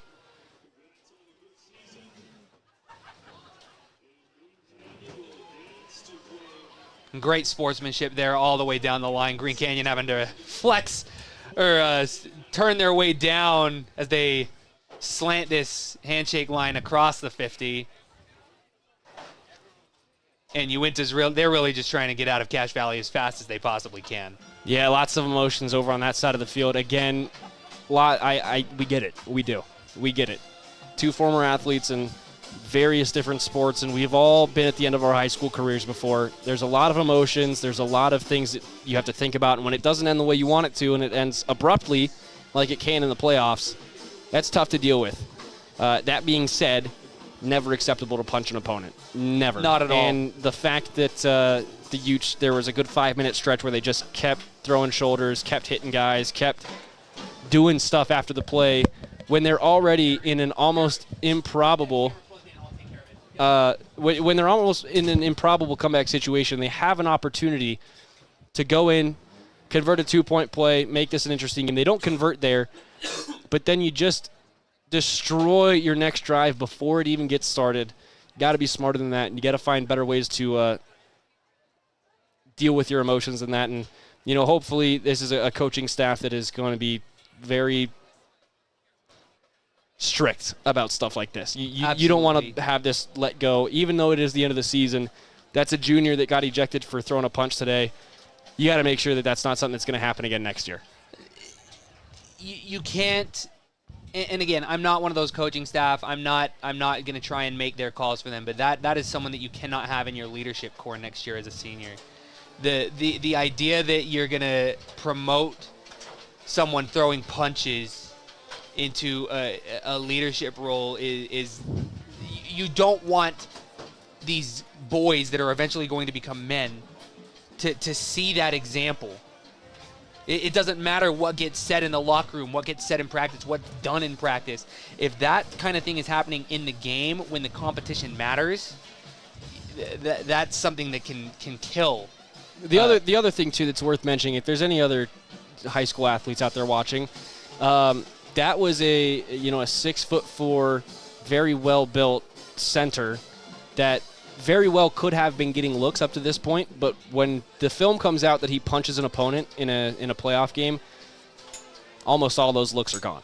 They're not coming back. So it's simple things like that can cost you an entire collegiate playing career, and that's why it's so important that the focus in high school is to build men of solid character and people that, whether or not they go on and play football in their next phase of life, their response to heavy emotions is not violence, Ryan. So absolutely not. That's something that obviously also comes with age, and you give grace to the player there because as a 16-year-old, as a 17-year-old, we all did stupid stuff like that. But, young man, if you're watching this, please don't ever do that again. Don't cost yourself what could be because you decide that the only way you can deal with this kind of frustration is to punch your opponent. That's not the way to do it. There are better coping mechanisms out there, brother, and you can find them. So we wish the best for that team and their future. And I do hope that we get to play them again in the next couple seasons because that was a really fun football game. That would be a great schedule, a great pre-region schedule. This is a fantastic matchup. I loved watching this on the field tonight. It looks like they're going to delay this fifth quarter rush here just for a moment. Well, JT's got a lot to tell his team. That was a real test of adversity. And you know what, Ryan? I think for tonight, we'll just get JT up here, but we'll let the boys celebrate. So we'll take a quick break here. I'm going to run down there and see if I can't snag JT before he gets too wrapped up in the celebrations. We'll see what he thought about tonight's game, and then we will get you on your way. Pretty quick one here in Logan. It's only 8:30 local time, early night. And nice drive for me back home. Yeah, you might be getting home a little earlier tonight. We'll be right back here on 100.9 Light FM. Right. You just need someone who can help make your life a little easier. Cache Valley Auto Care can. Hear what people are saying online. They'll always take the time to help you understand what they're doing to your car and go above and beyond to solve your issue. Cache Valley Auto Care. When a client walks into the office, I want them to feel like they have a team that is full-time working for them. We really start from the ground up, setting our goals, understanding your situation, and then building the plan to maximize that quality of life. Visit Adams Wealth Advisors. Make it 3 years in a row. Advanced Heating and AC is honored to be Best of Northern Utah Gold Medalist. Thank you for your support and vote of confidence in their company. Advanced Heating and AC online at advancedheating-ac.com. DD Auto and Salvage is going to pay you the most for junk vehicles. Get rid of your junk vehicles today. Pickup is available. DD Auto and Salvage in Logan. Call 787-1204. That's 787-1204 today. See store for details. Find the parts and the oil you need to keep your car and equipment running its best at your locally owned Napa Auto Parts. All the best brand names. And when you need professional help, Napa can recommend a dozen Napa Car Care Centers with ASE certified technicians.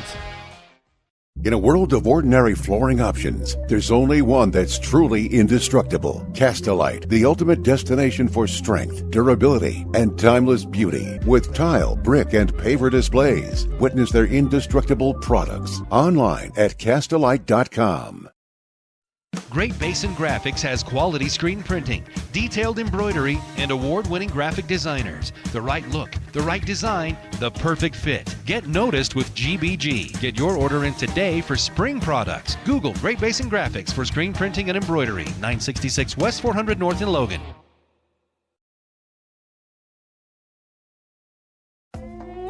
Green Canyon High School would would like to say thanks to all their Alpha sponsors for supporting Green Canyon Sports this year. For a list of sponsors and other athletic information, visit greencanyonhighschoolathletics.org. From what's happening in local political elections, to breaking news, to photo galleries and replays of the latest games. If it's happening in our community, it's on CashValleyDaily.com and the Cache Valley Daily app. Local, relevant news on CashValleyDaily.com. Preston Watts Collision and Glass has been your #1 resource for collision repair and auto glass. We specialize in windshield repairs. Competitive prices, call Preston Watts Collision and Glass at 563-3215. We do it right. They really can put your logo on just about anything. That's what they do at the Logo Shop. Businesses, teams, booster clubs, school organizations, call the Logo Shop and have them show you the possibilities. The Logo Shop, committed to schools, teams, and youth groups. 49-20 your final score here in North Logan. What a thriller. A whole lot to talk about tonight. Stockton Jukes with you, and JT Towley joining me in the booth once again, Coach. Wow, that was a lot to take in for one night. Yeah. What are your thoughts, especially in that second quarter we saw in the last 5 minutes, something flipped for you? What do you think it was?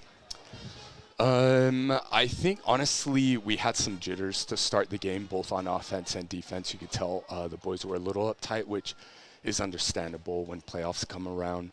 But let's see, by the second quarter, we finally had our second offensive series, and the boys were just kind of able to settle in. We weren't quite sure what the run game was going to look like to begin, just because we don't see a lot of 4 down front. And so where that's Uintah's base, we've repped it a lot this week, but we just thought there might be a few hiccups to kind of start the game. And so once everyone settled in and got comfortable with doing their job and executing, then everything just came together. Now, obviously, we did see Dallin come back into the game there at the end and take a couple handoffs, a couple carries. He got in the end zone as well. Is he feeling a lot better now? I think he's feeling good enough. I don't know where he's at for sure, health-wise. We just know that he was cleared. He was ready to play. We wanted to hold on to him a little bit longer, but just felt like where we were at in the game at that point that it'd be fine to go ahead and get him some reps and see if we could shake some rust off. Now, I got to ask you about the end of the third quarter. Obviously, there's a lot going on there with the 2-point try that was stuffed. That was a great defensive stand, but then obviously lots of emotion come out in a big scrum and a couple more unsportsmanlike personal fouls going back and forth there. What do you tell your team in situations like that where things are just kind of emotionally getting out of control, but you know that you're in control of the game? Honestly, we need to act like the ones that have been there. Right, like we're the ones that just played for a state title last year, and I told them that at the end of the game. We're the ones that have been there. 49-20 should be all the talking that needs to be said, right? We have a season to continue to play. We have a game next week. So as the game starts winding down in that scenario, you need to keep your mouth shut. Make sure you have your brothers back. Get off the field. We don't need to stand on the field and chirp at anyone because when that happens, then we give them a chance to, take an extra shot at us. So we need to mature more that way, and we'll have another discussion about character and what it means to be a champion this week, because I just expect us to play clean. I don't think we ever need to be the ones talking. Some of our celebrations were becoming too excessive as well. So those are just a few kind of maturity things we need to get cleaned up. Now, last thing I'll ask you is the offensive output was stellar tonight. Obviously, 49 points is awesome. Peyton Wilson and Hayden Schramm, those two in particular, have been awesome and in sync in the air game. Complementing that with Peyton's ability to run, how much fun is it just for you to watch your quarterback run this offense sometimes? It's pretty fun, to see where he has control and grasp, and he knows what we're trying to set up. He's been really great with us as we call run plays. We talk about we're going to do whatever we need to do for the team to win. And sometimes, that means we're going to run the ball. There's going to be opportunities for him to improvise. Certainly, we want to keep Hayden involved in the game and give him opportunities to make big plays. But we kind of feel like those are all just a natural byproduct of being a tough offensive-minded team and running the ball. So I'm really, really proud of him just being patient, understanding his role on our team, and then it's super fun to watch him just be magic and create plays on his own.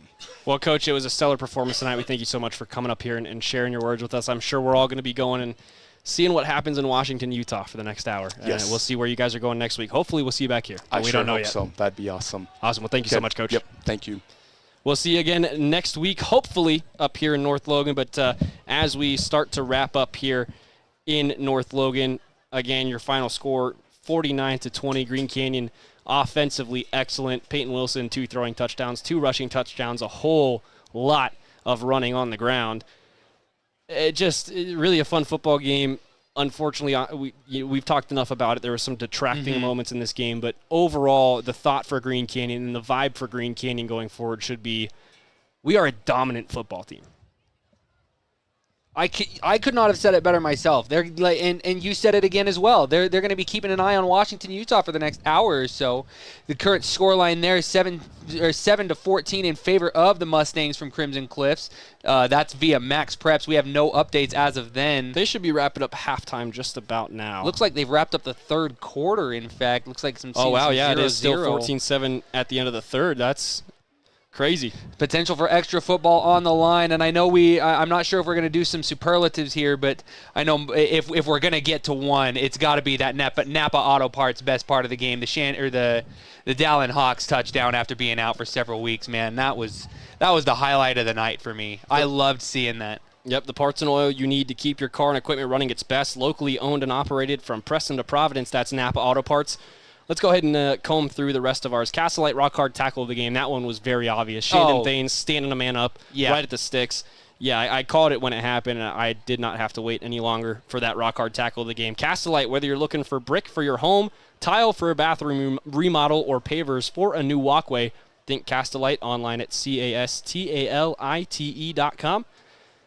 Finally, our Young Toyota and Young Honda drive of the game. For 100 years, delivering an exceptional customer experience. Think young, drive young.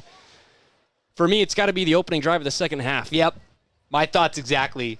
You score, left 17 seconds on the clock. Uinta couldn't do anything. You come back out from the locker room and score immediately on that opening drive.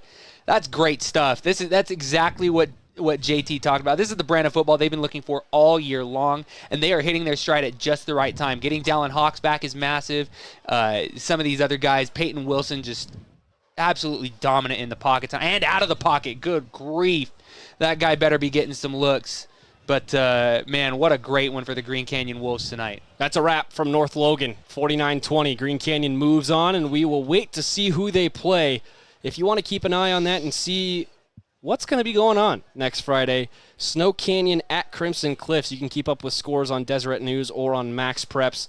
The winner of that one is who Green Canyon will be taking on. If Crimson Cliffs wins the 3 seed, Green Canyon will head the long road down to Washington this next week, and they'll take on the team that blanked them in the state championship in the quarterfinals. If Snow Canyon can pull off the upset, the Warriors will have to come all the way up here from St. George, and we'll be back, Ryan, in a week. But we'll have to wait and see.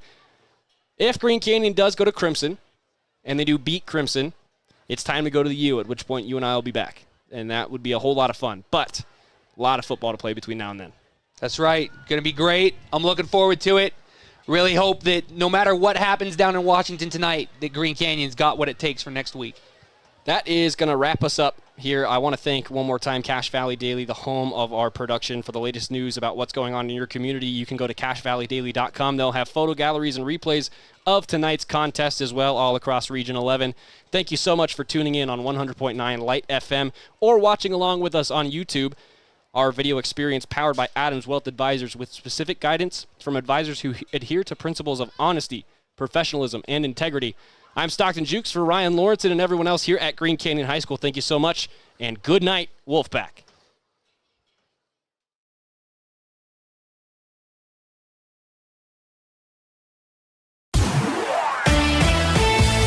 This Green Canyon Wolves broadcast has been a presentation of 100.9 Light FM and CacheValleyDaily.com.